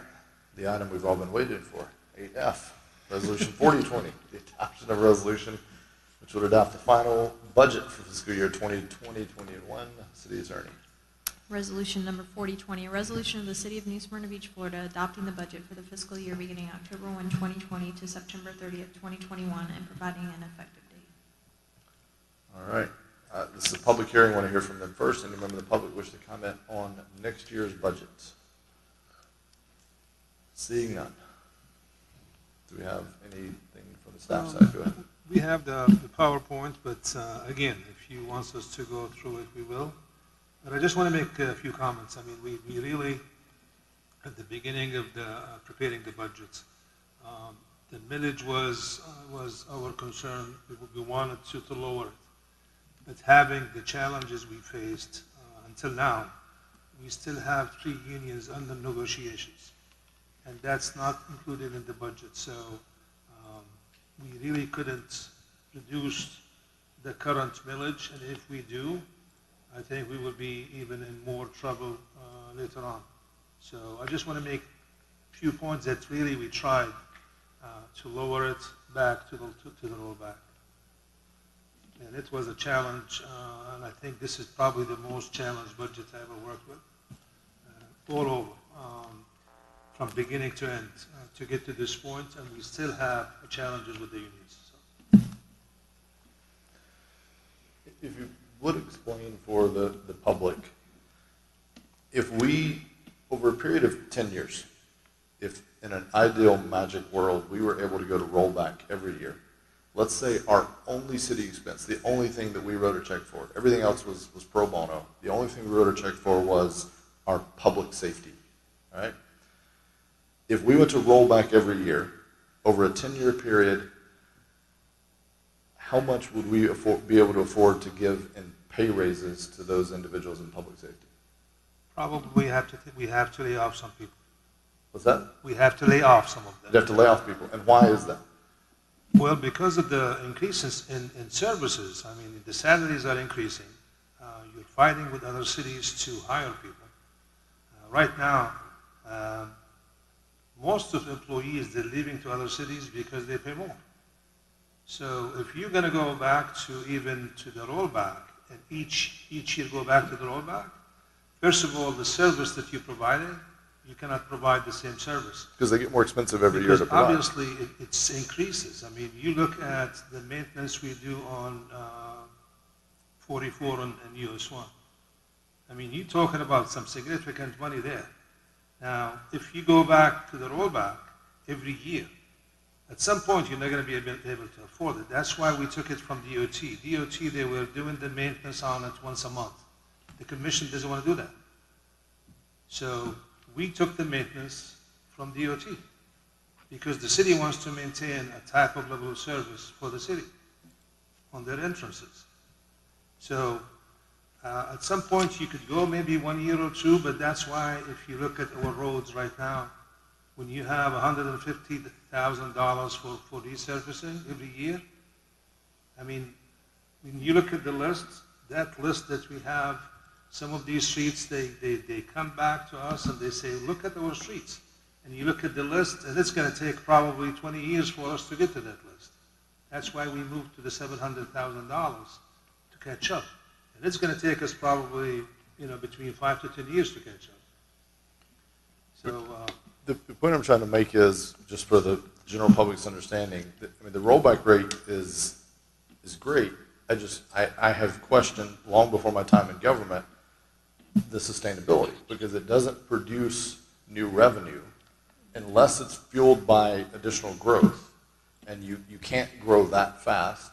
And so just like everything else in our personal lives, there's inflation happening around you. The cost of a road repair today is more than it was yesterday. The cost of a police officer today is more than it was yesterday, et cetera, et cetera. So there's some element of this rollback notion that I think is a bit of a misnomer, that we always have to try to target rollback.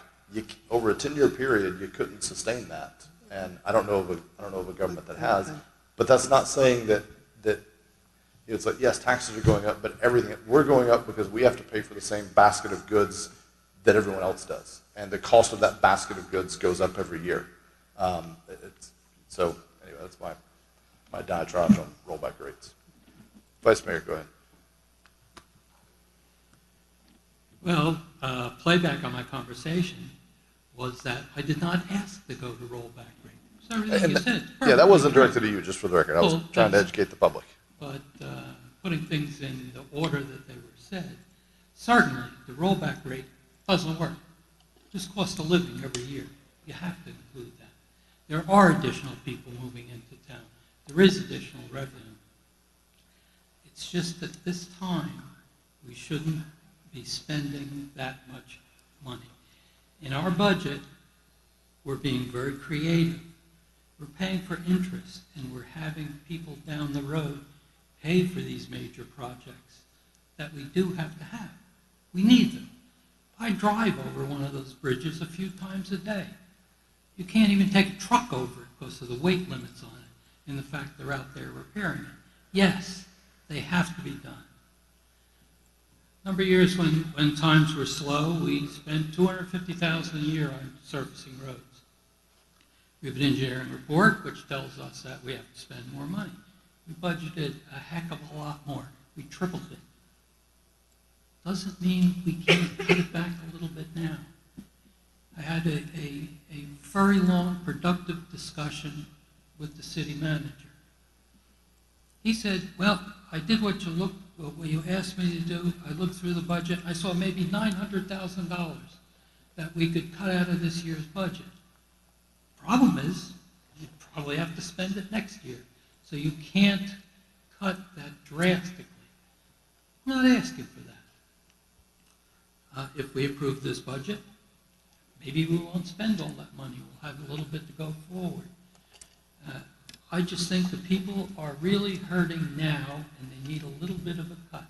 Certainly, we can't make up for their loss of income and money. Our share of their whole tax bill is really relatively low. but when I have to drive around and save 2 or 3 cents a gallon on gas, even though I could afford more, I know that these people who don't have a lot of money, every penny matters to them. And I just don't think we should be as free with it as it is now. I really have no problem with all the projects we have planned need to be done. It's just, maybe we shouldn't do them all. That's really all I'm going to say. It's a matter of principle with me. I don't think all the work we put into this budget, which was a lot and everybody contributed to, was very good, very valid. I don't have any difficulties with any of those decisions. I just think morally we should spend less. That's all. Okay. If Commissioner McGurk would like me to go through them item by item, I could come up with a lot, but I don't think that would really explain. Vice Mayor, I got to tell you, it's like rolling up your sleeves and planning to go into battle. And when you get to the battle, you back off and you say, you know what, I'm going to let you guys deal with that. I'm going to back off. It's your principle. I admire your principle. We all have that principle. But your principles didn't come out and stop you from saying what you wanted. And if you want to go down a line item list of all the things you want to spend money on, we can start right now by cutting various things that you want to spend money on. Because it's ironic to me that your principles will have you not vote for the millage rate, and I don't know what you're going to do with the budget, but your principles did not allow you to come tell us, hey guys, I'm giving you my input, but I'm not going to approve this budget going forward because we're not cutting the millage. So we get to the 11th hour, and you back off it, and I just find it very disingenuous, so you can tell people, I've heard the speech a million times. It's a typical political speech. Every year you can read it in a newspaper, and I hope you get your newspaper quote, because I got to tell you, when we sit there and we roll up our sleeves and we deal with trying to fund public service, police, and fire, and salaries for people, you were right there with us, and you contributed, and you had good opinions. And now we get to the 11th hour, and you're gonna bail on it. And that's your prerogative, and as you say, that's your principle. I got you. Hang on, let him finish. And I will close by saying, I'll just have to check with you each and every meeting how you're feeling about the budget next year to see what you're going to do. And I'm going to remind you throughout the year that you voted no on the budget every time you want to spend money. Thank you, Vice Mayor. It's an unfair characterization because through this entire year, as you mentioned, I've spoke about my desires to keep it down to what is necessary. I voted no on the introduction to this. Didn't you hear me? It's not a secret. It's what I stand for and the way I think we should operate. That's all. Okay. Any other, you got two commissioners that commented at all yet? Any additional comments on this item? Yes, Mr. Mayor. Go ahead. While we have deliberated and pondered and thought about how much we're going to ask people to dig deeper into their pockets this year, it's been very troubling, and Vice Mayor is correct. It's a very bad time, a hard time to ask people to dig deeper. But I agree both with Commissioner McGurk and the Vice Mayor. Strangely enough, I'm not an accountant, but I've spoken with the manager, and when I ask for where can we cut, it seems impossible. Even though we're growing, you would expect more revenue, more money for the pot. The growth is actually costing our city more. And we have debt, and we have salaries to be paid. And so I'm hopefully, again, not asking for people to dig deep for what I want. It is for what we need. It seems that's what it's come to, even in this really hard time, that we need this money to run our city. So, therefore, chances are good I'll be voting yes for this budget. Okay. That's all I have. Thank you. Any comments? I'd just like to commend staff for all their hard work that they've done trying to prepare this budget and the countless times that they've had to go back and relook at things and redo things to get where we finally came today. That is why we have you in the positions you're in, and you're to give us advice, and you've given your advice, and this budget has no pay raises for anybody in the budget. We know that's going to come before us, so I'm sure that sometime during the next budget year, we'll be making some adjustments, but I want to thank you for all your hard work that you've done preparing this budget, and I would support it. Okay. A couple other detailed questions, just to kind of get on the record. So, Khaled, in your budget message, you talk about there has been an increase in the tax roll to some degree, 548,000 in total tax roll increase. So that's a 10.2% increase in taxable values. But there's this 3% cap on a homesteaded property. So if our millage is increasing, our millage actually isn't increasing, by the way, but property values are going up, and on average that's that 5.32% that we're approving over rollback. But for the average resident that is in a homesteaded property, which I think is a lot of residents, especially permanent residents, will their tax bill go up? The New Smyrna slice, which, by the way, if you can page to that slide that shows the New Smyrna slice, will the New Smyrna slice go up more than 3% if they are homesteaded? I got my tax bill, Mayor, and actually my tax bill is lower than last year. Yeah. Last 2 years, my tax bill has been lower. So New Smyrna, they're having I don't know who's controlling that, but so first of all, New Smyrna's slice of the total tax bill is 22-ish%, if I recall correctly. Yeah. Yes. So 22%.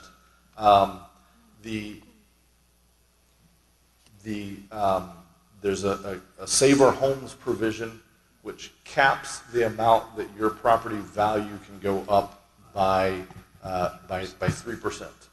And so even if we came out and approved this massive increase, there's a cap, right? There's a cap on it. Okay. So conversely, right there, it's Right there. yeah. it So shows there's the 22%. 22%. Yeah. So we're only that small of a slice of the general increase. Now I want to go back to something Commissioner Sachs had said. I've been a part of approving projects and growing budgets. I also worked in the budget department in 2008 and 2009 when we were doing RIFs and layoffs, and I've been a part of asking every department to cut 10, 15%. So it seems impossible, but I can tell you if there's small business owners sitting in this room, they've done it. They may not have done it this year, they may have, likely have. So it seems impossible, but when the rubber meets the road, you do it, and you find a way. The problem is it's not easy. And so you often don't do it until it's fight or flight. And we just haven't been there yet. I don't think I haven't heard from our residents. I'm still getting requests to do more. I haven't heard from our residents that are in that mode yet. But that being said, if it comes down to that, we absolutely can find. I mean, we absolutely can scale back on capital. We absolutely can make other sacrifices, and I'm with Vice Mayor as I look ahead the next couple of years. I think this budget was easy compared to next year's budget. I'll be honest. I think next year's budget is going to be the toughest one. I mentioned that to you, Mayor, almost like right at the COVID. I said it's not this year. Next year's year budget is going to be really the challenge. Yeah. The other thing, and I've said this all along, we are caught in what would have been a good position in that we are very good at leveraging our taxpayer dollars by bringing in external funding. I mean, you saw a check presentation today. We have to put up some, but we get other funding sources from, now, it's mostly all taxpayer dollars, but it's not all New Smyrna taxpayers. We get help from the people from Jacksonville, Orlando, and Miami that are chipping in with New Smyrna projects. But it is all taxpayer dollars. But we've done really good at leveraging those dollars. The problem is that process starts, we apply for these grants years and years out, and then it all kind of comes due, and it's like, okay, now you got to do it. And that's where we're at this year, unfortunately, with some of these bridges and other projects. we could not do them, but we would lose that funding possibly forever. And so now I'm having to come up with that $1 million that I told the state, hey, I can't take it because I can't fund my small portion. So yeah, it's a tough spot that it's capped us in. I don't disagree. I'm with you, Commissioner Sachs. I agree with kind of both of the sentiments here. I think next year we are going to have to be extremely intentional at every meeting. I hope, Commissioner McGurk, you stand by your word and you hold us all accountable. Every single item, I think we have to start really building the budget from the very beginning and looking very carefully at every item, especially capital items, because it's going to be tougher than ever. So. You know, Mayor, to your point, when we have $18 million in unfunded capital project, and we are getting $12 million in reimbursement from different agencies, that's significant. I mean, I have not seen a city that gets that much on their capital. So we have exercised ECHO, FEMA, DOT. We didn't leave anything out there. So, I mean, this $1 million, $1.02 million, I don't remember the state ever giving us money. I mean, we have applied. I went to Tallahassee for 1 minute presentation one time. 1 minute. It just happened I was in Tallahassee. And it was for $500,000, and we never got it. So, you know, if you want me to cut $500,000 from the budget, I could cut it. But I could tell you this, I'm going to cut services as well and cut personnel. So. And I think we had it somewhere, it may not be in this slide deck, but $500,000, that's real money. But from a millage standpoint, we're at 5.374 mills or whatever the number is. What does do we have in there something that equates like, you know, yeah, how many mills is 100K or something? Didn't you have that in there? That was something, go to the capital project list that had the cost in mills beside it. Not on this one. Not on this one? No, there's one that you had the cost in mills. The point is that 500,000 doesn't really, that's not like that gets us to rollback. I mean, the gap is pretty wide. Yeah, and I can answer that. I have kind of several scenarios in front of me. So 0.1 mil would be $455,000 or $432,000 at 95%. So 0.25 mil would be $1,138,000. Also, the difference between, on the total, difference between millage we're proposing, 3.7421, and rollback would be $860,000. So we're talking that's basically your dollars right there. Got it. Okay. All right. Great discussion. I don't think we had a motion on this item yet. Do I have a motion on resolution, where are we at? 40-20. So moved. Second. Carrie, did you need to? No, we're good on that. No disclaimers on that one? All right. City Clerk, if you call the roll, please. Commissioner Hartman? Yes. Commissioner McGurk? Yes. Commissioner Sets? Yes. Vice Mayor Floating? No. Mayor Owen? Yes. Thank you. All right. We have no ordinances first reading, which I guess means we just don't have to have a meeting next time. What to discuss. You know, I tell how busy the next meeting is going to be by the first readings. All right. Boards and commissions, no items. Mayor and commission comments. We'll begin with the vice mayor.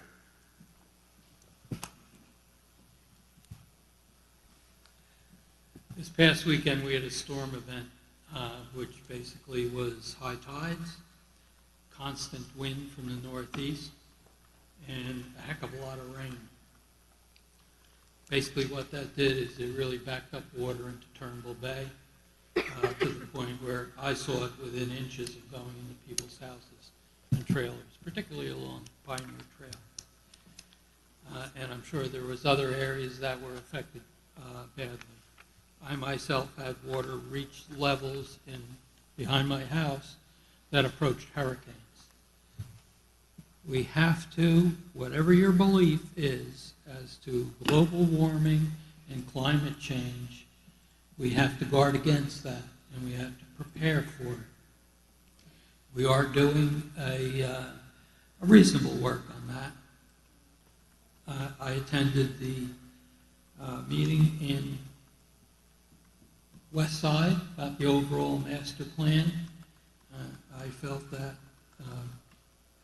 not enough attention was given in two areas. One, to the water quality as to what was leaving after the project was done. And the second thing, I discussed the need for backflow preventers and ways to protect us from these. I don't think anybody saw this particular one coming, but you got to be prepared for it. I know there are areas where we spend a lot of money and the people are not happy with the results, but there's always going to be these instances. So we have to pay perfect attention to when we start spending big dollars, that we're really looking down the road and we're getting something that doesn't just keep puddles off the road, but protects neighborhoods completely. I had asked for a particular change in the contract with the consultant to analyze the low water quality, or a low water quality storm.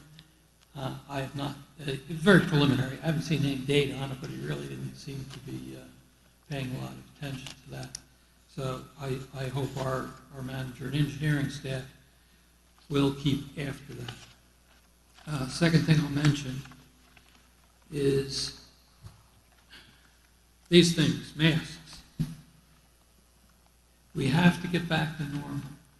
And the way to get back to normal is by wearing masks and social distancing. It does work. We've had so many different recommendations from the federal government and everybody else in the world as to what the best thing to do. And it seems to me it's coming down to the most obvious and the most easiest. Our public is now, I believe, 99% on track with that. And everything we can do to promote that and to help out and to tell people not to slack off when they go into a restaurant or a bar. I wish people would just keep the overall picture in mind. I traveled over the past week, took an airplane. I was expecting it to be super clean, social distancing, everything else in order there. They don't hand you out food anymore. I was shocked to see the plane was 100% full. There was not a vacant seat on that plane. Everybody wore masks. Everybody did everything they could. But we're coming back to normal whether we want to or not, and we just can't let up on being vigilant as to how to protect ourselves and everybody around us. So I would just like us to keep that in mind, and where we get the chance to do it. You go in a restaurant now, you put your mask on, you walk in, 10 seconds later, you take it off because you're eating. People really have to pay attention to what they're doing and think long term. Not just that meal, but long term. So that's my suggestion, that we all do that. Thank you. Thank you, Mr. Mayor. Excellent suggestions, Vice Mayor. I couldn't have said it better myself. We just witnessed what basically was our first cold front. It was pretty severe with gale force winds, and if people didn't know it, most of the flooding usually happens in barrier islands on the bay side.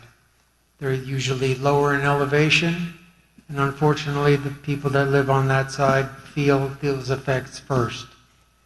I had requested some time ago that we use the cheapest technology out there, which is backflow preventers. God forbid the king tide flows over the seawall and the backflow preventers become useless, but it's a way to get started. And I know even Commissioner McGurk and I, we kind of had it out. We had so much on our plate. We're tasking our staff to do so many things. I agree with you. But this is one thing, maybe for next year, we need to really start looking at sea level rise. Let's just call it that, because we did see it. and we saw a lot of flooding. And oddly enough, people don't realize that all the rain that occurs over in Turnbull area and Venetian Bay all flows east towards the river. So including the ocean rise, we had rain water fill up that basin. And so we flooded out with really nasty water. And that's why I've been asking for, and I know the Vice Mayor has been asking for, the baffle boxes to be applied wherever cost feasible. And we should mandate them wherever we can. Because I witnessed countless areas this past week where a lot of that really nasty water could be prevented from going into the river. I'm not sure how to do it. I'm not an engineer, but I know there are ways to do that. On another note, totally different. In the midst of this COVID pandemic, our businesses are suffering. I worried from the very beginning the cost of our health and the cost of the health of our businesses. I took the stance where the cost to our health was much greater than the cost to our economy. If we're not healthy, we cannot go out to shop. So Canal Street, Dixie Highway, Flagler, 3rd Avenue are all suffering. 1 in 3 businesses may go out. They may be gone. We don't know. God forbid that. But I would ask of staff if we could increase our education of the public through social media to practice the CDC guidelines. As I pull my mask over my nose, to socially distance, to wash our hands, to wear the mask. Guess what? Then you can go into the mom and pop stores. Mom and pop stores can put signs, please wear a mask. That's what I asked back in, I think, April. That's all we needed to do. That's all it turns out, this low-tech means of saving ourselves, people didn't want to do. Fine, they didn't want to. But now that we have more compliance, we're actually seeing more health. So that is what I would ask. If staff can get together, I know we have great minds. We have Phil, does a great job with our social media page. If we can assure the public that if you do these things, you can be safer. You can go to the store. You might even be able to go to the restaurant safely. I remember when Canal Street wanted to have dining outside, the numbers were very bad. I was very concerned. I did not think it was a good time. Perhaps if the numbers go lower, that positivity rate in infection goes lower, someday we can do that. I thought it was a wonderful idea. But when I saw a family with a stroller walking down the street with no mask, honestly, it frightened me. Because these are our constituents, and our number one priority is their safety, their health. But again, we have an economy to watch out for, and we need to be good partners with our merchants. So if we can do that, assure the public that they can go safely to our mom and pops. Our mom and pops can open up again, and we can get back to a semi-normal. Thanks, guys. That's all I have to share. Thank you, Mayor. Yeah, I can tell you the weekend was interesting. I think we all saw things with the king tides and the wind blowing that, while unusual, is not uncommon. And I certainly agree with what my fellow commissioners have said. We got a lot to work on. It's a national problem, it's a world problem, and we certainly need to figure out the best way we're going to deal with it. It's going to be a long road to toe because a lot of data is going to come out and be coming out, and a lot of it's going to change as we're moving. Everything from transportation to housing is going to be affected. So I think we all see it. We all realize it's there. And I guess the question is, how do we deal with it on a national level? Miami is an international city that's on the front line. So we're going to learn a lot from their growing pains and the things that they do. But we certainly need to get things in place while we can and deal with the runoff, which is always a problem when it rains out west and the runoff into the river. There's a lot of problems, and I'm certainly game to try to do what we can for our city. So with that said, staff, great job on the budget. I know you worked hard. Challenging times are ahead. It's not going to get easier. It's going to get much harder. So I look forward to rolling up our sleeves next year and doing what we can. Thank you. So while we were on all this discussion about masks and mask wearing, I actually got approached twice this week about one of our mom and pops, and none of the staff were wearing masks, and they were serving people with no mask, which gives me some concern is the steps that we're taking and others are taking to try to protect ourselves and our citizens, and yet some of our locals aren't even concerned enough about it. So I would like to see us, and I know there's already been some preliminary discussion that if we could find a way to reward those small businesses that were actually complying with the mask order and are doing that, whether, we bought 2 electronic signs for traffic and beach control, maybe we should put one out on 95, is that we are a mask city, masks are required. Something along those lines may help as we go through this process. But it was certainly, discouraging to me to hear that story, and I says, well, did you stay and eat or did you leave? And they go, no, we stayed. I'm going, well, shame on you. I mean, that would have been the best way to get your message across, was to not participate. I know that there's a lot of talk about this, some of the storm events of this weekend. I think every neighborhood had some water issues. We had some water issues out on the west side of town where streets were flooding in new neighborhoods. Some of it was due to the backup of the tides and things like that. But I think some of it was also a design issue. I think that maybe the curbing wasn't built to the right specification, maybe it wasn't high enough. I think this falls back to something that I talked about before, is when we approve these PUDs and these projects get started and get going and they're going through the process, we don't have a means in place to verify that they in fact have done what they were supposed to do and have followed through with all of their correct specifications and trees, shrubs, etc., fencing. I think that that's going to be one of the things that I bring up in the strategic plan is maybe we need to somehow focus on the final product at some point in time, and even go back and revisit some of these projects that are out there. If we've accepted these projects in these streets and they're not to specifications, ultimately 5 or 10 years down the road, it may be a cost to us that's going to eat up more budget.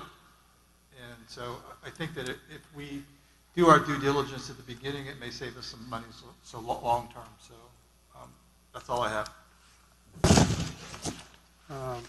Commissioner Hartman, I just want to mention one thing, that these developments, before they get their certificate of completion, there's multiple inspections, final inspections, that has to be made by the city staff.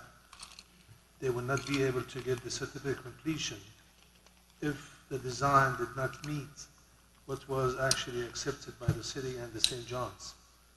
So you have to have your as-built, you have to have everything else. Now, I could give you an example from Islesboro project that it was designed, but when you have, like, for example, Commissioner Sachs was talking about the check valve. We have a check valve on a 45-inch pipe, but the tide went over the head wall. I mean, I don't know if there's any design out there, unless if you take the whole entire area and you raise it up 3-4 feet, that you would not have any flooding. But when you're adjacent to the bay, you are in a flood zone. You are in a floodway. And if you look at the beach side, I looked at the topos in 1967. If you look at almost from the south end to the north end, it looked like a trough. And they built on it. So now if you go during rainstorms, those are the areas that are affected because they're not supposed to be built on. They were supposed to be a trough. So sometimes when you see this, something like that, and I'm not saying all designs are good. I'm just saying 90% of the time. It doesn't mean that the design is bad. It's just the conditions are not there. I mean, the worst condition we had this weekend, when you have the high tide and you have the wind and the northeastern and you have 4 inches of rainfall or 5 inches of rainfall, that's a difficult situation to deal with. But I just want to assure you that when we do the inspections, Brian and his staff, they do all the inspections on it. And you have to have the as-built and you have to have all the final details on the plans in order for them to get the certificate of completion. So it's not like just it's a slam dunk and they have to get it open. So. That's it? Yep. Okay. Couple items to the comments just made. You know, I drove around a little bit this weekend, and you know the talking about approvals and things that are approved, and are we getting what we approved? You know, the new facilities being built right across from the marina there. You know, there's water basically lapping up against those during this event. Not even finished construction yet.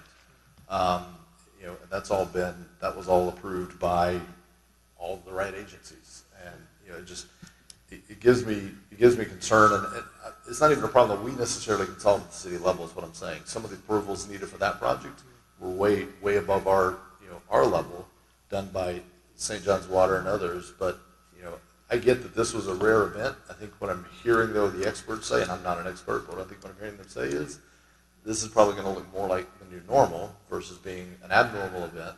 And so, you know, but to your point, we're doing 9 homes right now. One of the big budget issues we have is we're doing 9 homes, I think it is, and you know, at an absorbent cost, unsustainable cost. If I could start over, I wouldn't do that. I mean, I didn't start that, but I'm saying that, you know, we can't do that either. So that's going to be a tough one, but I definitely think we have to continue to raise our standards moving forward. I want to go to your point as well, Commissioner Hartman. It's funny you mentioned that about the, you know, are we getting everything they agreed to? And I told you all in one of the very first meetings, you know, I don't try to be a micromanager, but I am a hands-on kind of guy. And so the other day, I told our favorite attorney, Mr. Sorge, that I wanted to go walk the Beacon Apartments with him and staff. And I want to look at the documents in the meeting minutes where we all stood here and agreed to a lot of things, that not this commission, but before my time. But I know there were things agreed to because I sat in the audience for those meetings. And it's little things like all the lighting was supposed to be interior facing lighting.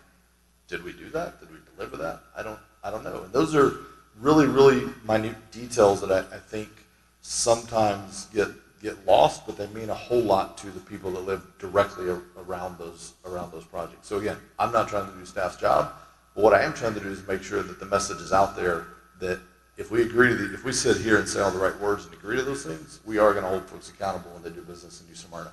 I'm not opposed to new business in New Smyrna, but you will abide by what you agree to, because I don't say this stuff and spend hours debating it just to make me feel good, to then have folks just go build and do whatever they want. And I don't think that's what staff wants either. So we're gonna do that. The last thing I wanted to talk about is Commissioner Sachs touched on it, but you know, and Commissioner McGirt, to your credit, last meeting you touched on it as well, and that is our small local business community. And you know, this is the first time I've brought it up. I have been proactively trying to be engaged in this since the very beginning of this, and trying to take an active position, held some meetings, kicked off some initiatives, trying to get groups talking that weren't talking. And that being said, I want to make sure when we look back 6 months or a year from now, I want to know we may not have saved every business. We may still have some shuttered businesses, but I want to be able to say that we did everything that we could. We didn't come up short on the job. Now, that being said, it's not all our job. There's a lot of other agencies in town and merchant groups and others that this is their primary function. This is their core function. I look at the city as a facilitator of some of the things that those groups really should be the leaders in. And as far as I know, and correct me if I'm wrong on this, any commissioner or staff, with the exception of the surprise wine walk that we got asked for tonight, we haven't rejected any initiative that has come to us from the Chamber or FABA or CSHD or anyone else. If they came to us and said, hey, here's an idea that we think would help local business, we haven't turned that down yet.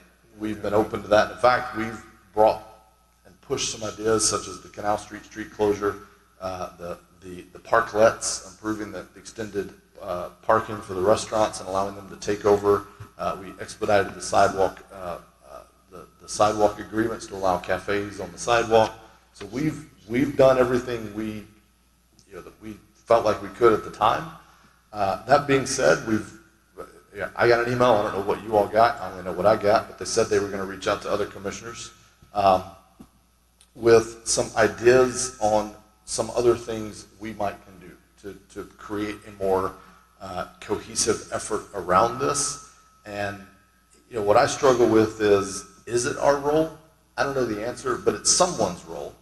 And if it's not going to be done anywhere else, then I think we can maybe take a leadership position on this.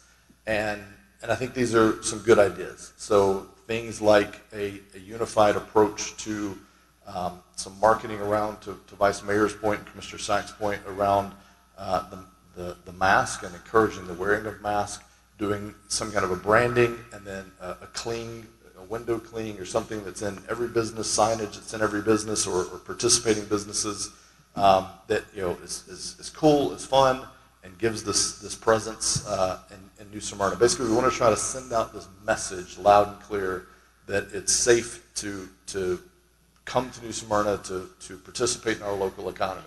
And I want to be clear in all of this. When I say send the message out, I don't mean to Portland, Oregon, or New York City. I mean to the surrounding community, the immediate surrounding community, the folks on Peninsula, the folks in Venetian. I want to make sure they understand, hey, you can do business safely in our city, and here's the steps we're taking as a community and as a business community to protect you. So I saw some decent ideas around that. There's some other educational things that we can do that are business agnostic. I'm not saying promote any given business, because that's not our role. We can't do that. But we can perhaps try to help reinforce this message of how important small businesses, small brick and mortar businesses are to New Smyrna specifically, because they are. So whether that's using our social media outreach, helping create a brand around this, partnering with some of these other agencies. I don't want to see us just do lip service to it. I want to see us bring as much action as we can, because again, I don't want to have to say at the end of this that there was something we could have done and we didn't. That being said, I also though will stand by, we're not the business groups. And I haven't said no to anybody that stood in front of us from a business group and said, will you support this for our local businesses? I don't think we said no to anything yet. But I'd like to see us do something. I'd like to see us as a commission tonight giving staff some guidance and direction on the boundaries here, because I think staff is struggling. I think they would be willing to do more. I think we've struggled with this before, and so I think staff is kind of on unsure footing of what they can and should and shouldn't do. So I'd like to see us give, as much as possible, some clear direction to staff about, can we run with some of this stuff? I think there's money for it that we can use. I think CARES money, I'm not sure, but some of these things, providing things like, some signage related to safety, I don't know if that could even qualify for CARES money potentially. but it feels like we could. I know the county at one point did some signage, and I think they paid for that with CARES money. So anyway, I'm looking for us to take more of a leadership position to do what we can in this regard. There was something we had started early on that I kind of helped kick off, and it ended up we had several people in the community that volunteered and were helping to give advice to small businesses. I think having our economic development director and others help in that regard, trying to get experts that we could have to help with digital marketing is a huge thing that's very new to many local businesses. So anyway, I think there are things we can do, and I don't want to just pay lip service to it and say, all right, we said the right words, now we can move on. I'd like to see us actually take some action. So those are my comments, but I'm not finished. I'm just pausing to see if anybody else wants to jump in. I'm always willing to jump in. All right, go for it. You mentioned the county, and they did come up with the wash up, act up, and mask up. Whether or not they've already done a design, they've printed up a bunch. I don't know if we can get a bunch, whether it's a window cling or a poster to put in a window. My first question would be, do we simply want to take what the county started and move that forward, or are you talking about creating a whole new program, and does it make sense to us to do that, or simply start getting aggressive with what the county already came up with? Does that fit the bill of what you're looking for? Yeah, so, and again, I'm not an expert on this. My inclination is to say, let's not try to recreate the wheel. If there's some momentum behind something, for that specific item, maybe we can leverage county resources, especially if they've already invested in it. And I know they have, and there's some momentum on social media. I do think, though, New Smyrna has a unique brand. We always have. And so somehow leveraging, but look, our social media department's not a marketing department necessarily. So that's not our forte. But I'd like to see us being a part of that and somehow branding it to New Smyrna and helping get the word out in New Smyrna. I think we can do better in that regard. I agree. I also spoke with, I spoke with Chelsea Preston. I don't know what you're referring to or if that's the same person other people spoke to. But, I have no problem with the idea and trying to move forward on it. I will tell you that historically, usually the city partnered with the chamber, or at least there was some, historically that's how the city would partner with business development or encouraging business, or the chamber was the outlet. Now, whether or not the chamber has any interest in that or where they're at with that, I know that they've been quiet for the past year. I'm sure COVID and the organizational changes they're making, they've been very busy with what they're doing. So my only concern would be, as you point out, we're not a marketing department. We're not a business development group. So the question is, my issue is, I just want to make sure that city staff, again, going to the issue of capacity. I spoke to Chelsea and said, great idea. However, city money, city resources, city staff, we are here to encourage those who are champions for something, but we are not necessarily the champions to help to create that.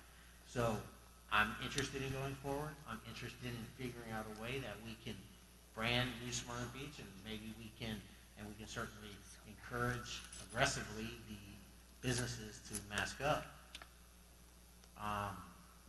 But the question is, what is specifically our role, the city's role in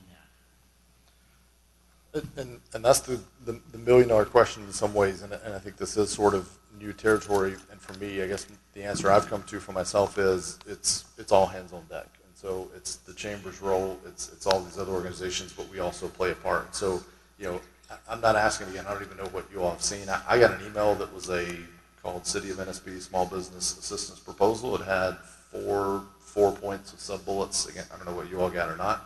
I guess my ask would be, can we give staff some authorization to work with these proposals that have been brought forward, other organizations that would come forward, and, be an active participant in some of these things, not just be a sideline participant, but be an active participant, be willing to put our name and our clout and anything else we can behind some of these things, not necessarily even dollars, because there's frankly not even hardly a dollar on here, but our name and our clout and some of our resources to help bring some, to help push some of these things, forward. So, some of the things we can do is maybe a social media campaign. I think Phil could do this fairly well and easily. On educating about the local impact of small businesses and how, a dollar spent at a local business and how far that goes in the community.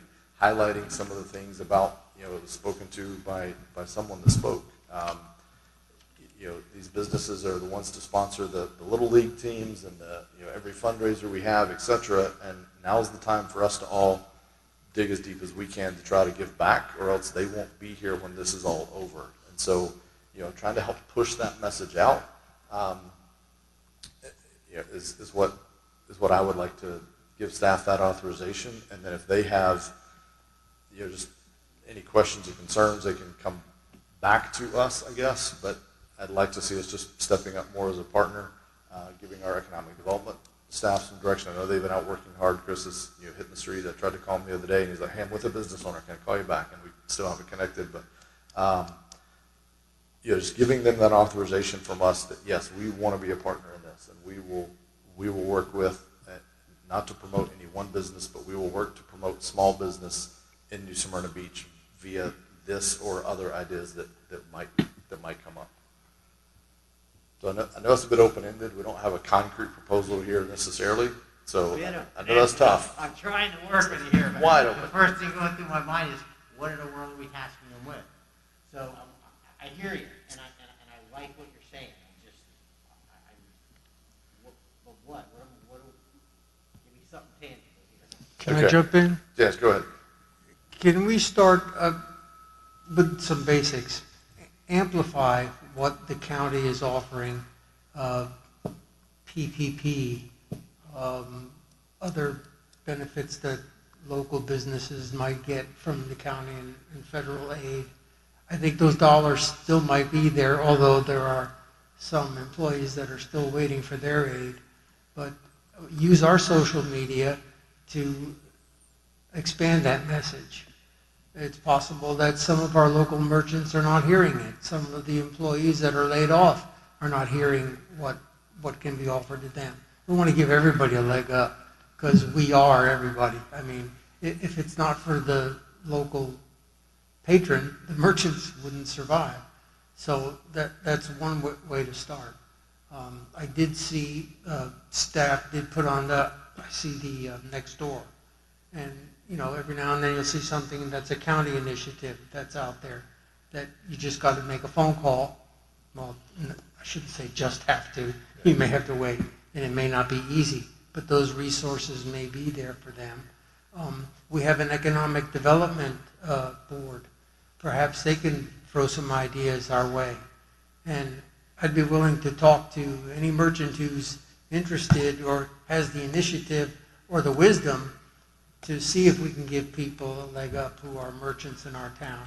Because you're a merchant in our town, and we want to keep you in the black. And like with everybody, it's we're all one here. So we can do something. We should. I think other cities do. I'm not saying we're the Chamber of Commerce, by no means, but we do know people in other circles, and perhaps we can just expand that circle and keep our city running. Yeah, thanks, Jake. And it is tough because we don't have anything concrete. I wish everyone was looking at the same thing and we had this as an agenda item. We can, maybe the ask is that. So let me phrase it this way. So I'll boil it down to two asks of my commission to see if I can get your support on this. And I do have one other item, and then we're going to wrap up on early tonight. So my ask is two things. Number one is, would you have support to have staff begin working on helping to developing and I say developing, honestly, it's leveraging assets already out there because there's tons of assets out there. But doing some social media awareness via the city's accounts and city's resources on the social media awareness on the importance of shopping local and investing in local businesses and the measures that our local business, highlighting the measures that we have taken and that our local businesses, many of whom are taking to keep consumers safe and start building its consumer confidence, right? It's a different form, weirdly, of the typical what you hear is consumer confidence from economists. So we need to start building that back in New Smyrna. So this is, and we do that basically for free, a small investment of staff time.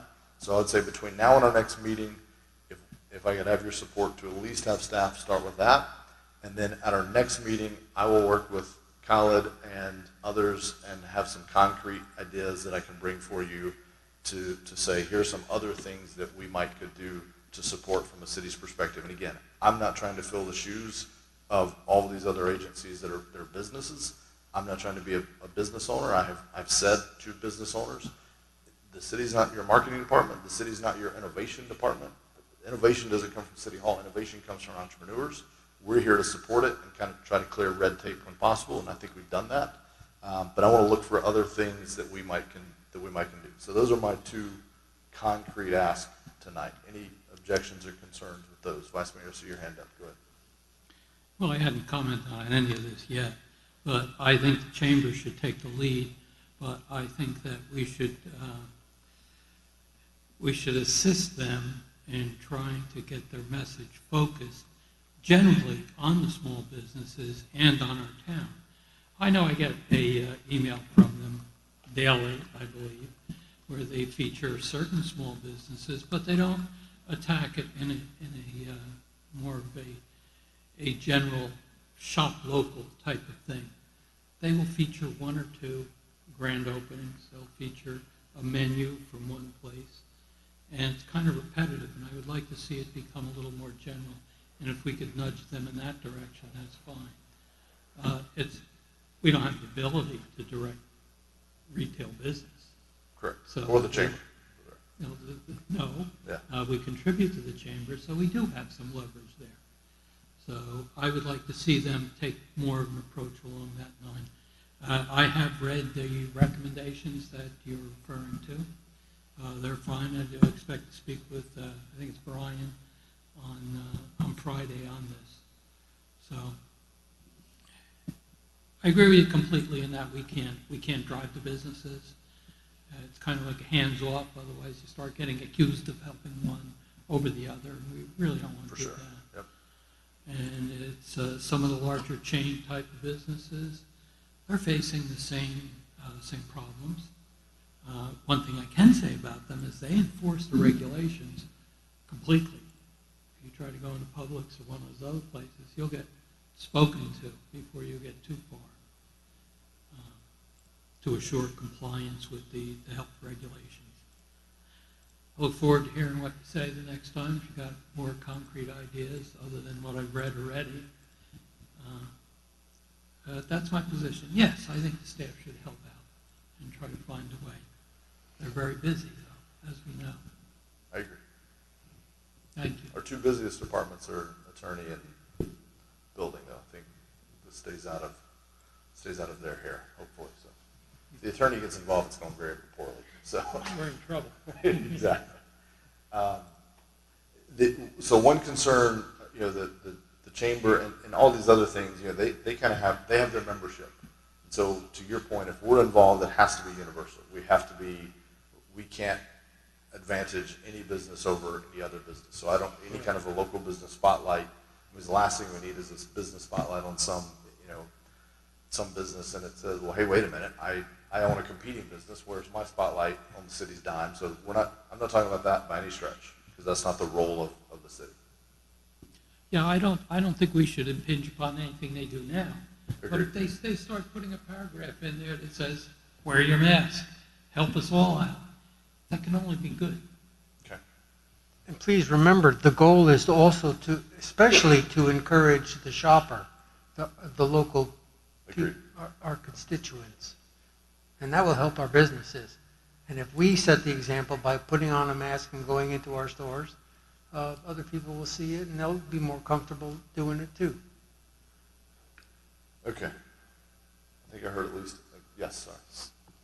So why don't we facilitate a meeting between the chambers, FAVA, Canal Street merchants, our staff, and have everybody sit down and do a quick brainstorm on maybe one organization is already working on something that the other organization doesn't know about, and then how can we best work within those parameters to help them to get their message get their message out. Because I don't want to come back and, flag her going, oh, you talked to the people at Canal, but we want to do something different. And then, if we put everybody in the same room at the same time, with the economic developer, maybe Phil and maybe some other local business owners here, mom and pops, we may be able to talk a way through some of this to come up with one or two ideas that can come back before us at the next meeting and say, we're going to do decals or stickers, or we're going to do, everybody's going to have the same message on their Facebook page or something along those lines. We can do something along those lines. Yeah. And that gives us the time. But I certainly think, and it's up to the city manager, of course, because Phil works for him. So, if he wants to do something in the intermediate, during the storm on Sunday, not a whole lot you can do, so I was playing around on the computer and actually watched Phil's video on the budget process. And I said, wow, I was amazed. He really went into detail, and that was probably the clearest I've ever understood it, talking about, what is a mill, and what does it equal to, and roll back on the whole 9 yards. So I said, so he has a talent there that I think certainly if we can use his talent to help support the mom and pops, I'm certainly in favor of that. But I think that everybody needs to get together first and talk this thing through so that there's not a feeling that we weren't included or you weren't included, and even include maybe even Carmen and Irma in this conversation, because there's a lot of small businesses on the west side that aren't getting any help, and so how do we get their message across? How do we include that into that conversation, and that meeting that we're going to try to do. So I like what I'm hearing from both you guys. I'm hearing from you that we need a branding message for New Smyrna. I like that. I like what he says, getting the entities together that should be involved in this, and if we can get the chamber, the EDAB board, and Canal Street and Flagler to meet and come up with that branding led by our staff, which has an idea of what direction we would like it to go, which started with, these businesses not having their masks. So if we can communicate that to all the business groups, and we can move forward in that direction with everybody understanding the direction we want to go in as a city, and trying to keep and get them to put in on it so everyone has skin in the game. I like that, because what you're saying is we, the city leaders, want to have some kind of branding specific message for our small business, for our community, and then bringing in the players, because I just have a feeling that some people may be running parallel lines, and the chamber has this idea, and Flagler's doing this, and Canal's doing that, and we have different ideas. So yeah. I like connecting these people up, and then we have something more specific about what we want staff to do. Is staff get these groups in a room together with our EDAB board and come up with a unified message to go forward with, which is that branding message you talked about. Okay. So good news is that's going to be easy to pull together because we did it months ago. And so we can just pull those same people back in a room, because that's what I did at the very beginning of this pandemic, was ask for representatives from not only those three groups, but acknowledging that there are members in historic West Side, there are members in business districts like Venetian Bay that are not necessarily, maybe a chamber member, but not necessarily represented in some of those others. So had pretty broad cross-sectional representation. We had a series of meetings, and then that kind of turned into some other things as these things want to do. But yeah, I don't disagree with that at all. I think, though, it's important going into it, and that's what I've heard tonight, so I'm going to take it and run with it, that the city, while we will not, I'm not your marketing department, I'm not any specific business's marketing department or highlighting any particular business, but we certainly can get behind some local initiatives to help build consumer confidence in New Smyrna, not trying to recruit businesses from, or consumers from out of state or out of country, but recruiting locals to make sure we're supporting our local businesses, that the city will be a partner in that. We'll do our part, we'll play a role. I think as long as we can come to the table with that message, because before what I felt like what happened, and whether it was right or wrong, I don't know, but was, my goal in doing that was kind of brought those groups together, and then I kind of backed away thinking like, all right, now y'all kind of run with it, and we are where we are. So I appreciate the support. So we'll take that and run with it, and come back to the next meeting and give you an update. The last thing I have, and just to put it back on your radar so you can be thinking about it, I don't want to surprise you with it, but in the next month or so, depending on the velocity of our meetings, I think I would like to see us revisiting the formula business discussion in New Smyrna Beach. One of the things that I've seen happen during times like this, economic constrictions, is the capital is concentrated with the largest organizations. They have access to capital still. Your large national chains have no problem borrowing money at the moment. And so as you have 1 out of 3 businesses fail, that real estate, that presence is replaced by a more national presence. And so you just continue that kind of slow trot and evolution. And I just want to make sure we don't get behind in that objective. So that's not putting anything else on staff. I followed up with our city attorney. Basically, it was left in our plate that we just needed to have more discussion and figure out where we all were. There was a few other things, perhaps with the historic districts and whatnot, we got to work through with staff, but they're really not. The two can run independently, and one has to happen anyway. And so it's not creating any additional staff. It's really just for our discussion. So I'm going to ask. I'm not asking tonight. I'm just telling you all. I am going to ask to put that on some future agenda, and hopefully before the end of the year, so that we can re-up that conversation, because I think it's an important one to have. If nothing else, I at least want to say that we have brought it to a vote, and we've given an up-down vote. So that's all my comments for tonight. Next item was city manager's report. Hold on a second, Mayor. Sorry, I just need some quick clarification. Did you ask our permission to put it on the agenda, or that you're just going to want to bring it up? I'm just telling you. I'm just giving you a heads up. I will probably, maybe at the next meeting.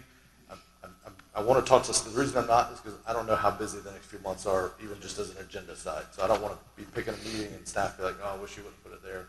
So I'm going to talk to staff, and in the next meeting, I'm going to ask to, I'll have a date and say I want to put this on this meeting, and so yeah. But just so you all can be refreshing yourselves, we last talked about that in February, and the city attorney has the stuff handy. She can send you all the backup documentation. City manager report. All right. I'll be brief, Mayor. I just want to let you know that staff and Commissioner McGurk are ready to go to the county council on the 29th for the CRA revised resolution regarding US 1, along with the city of Edgewater. Also, if you have not seen the video that Phil prepared for the charter review, it's a pretty neat video. It's lengthy, but it's very interesting. So if you have a chance to review it, do that. If not, you could go to our website to look at the link.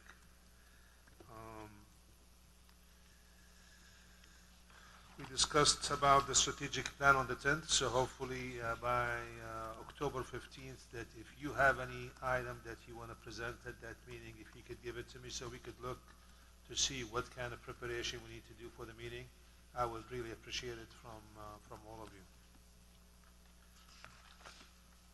I made some few suggestions on some of the topics that I thought maybe might be an interest, so it doesn't even have to go with it, but And then also, we have selected a new city marina manager. So that's, we've been working with the county with the boundary agreement with the annexation with the county. We met with them several times. So hopefully, I'm hoping that probably in the next month that we will come back with an agreement for you. So if you have any questions, I'll be more than happy to answer them. Any questions of the city manager on his report? So Go. the marina manager was from within or from the outside? From the outside. Okay. Any other questions of the city manager? If none, city clerk, any report? No report. Excuse me, no report. Thank you. And by the way, the meetings tonight, the earlier meeting is already posted with that index new format, so I encourage you all familiarize yourselves with it and help spread that word to the citizens. I think it's a giant step forward in transparency and ease of access. City Attorney, any report? No report tonight. Meeting adjourned. Thank you.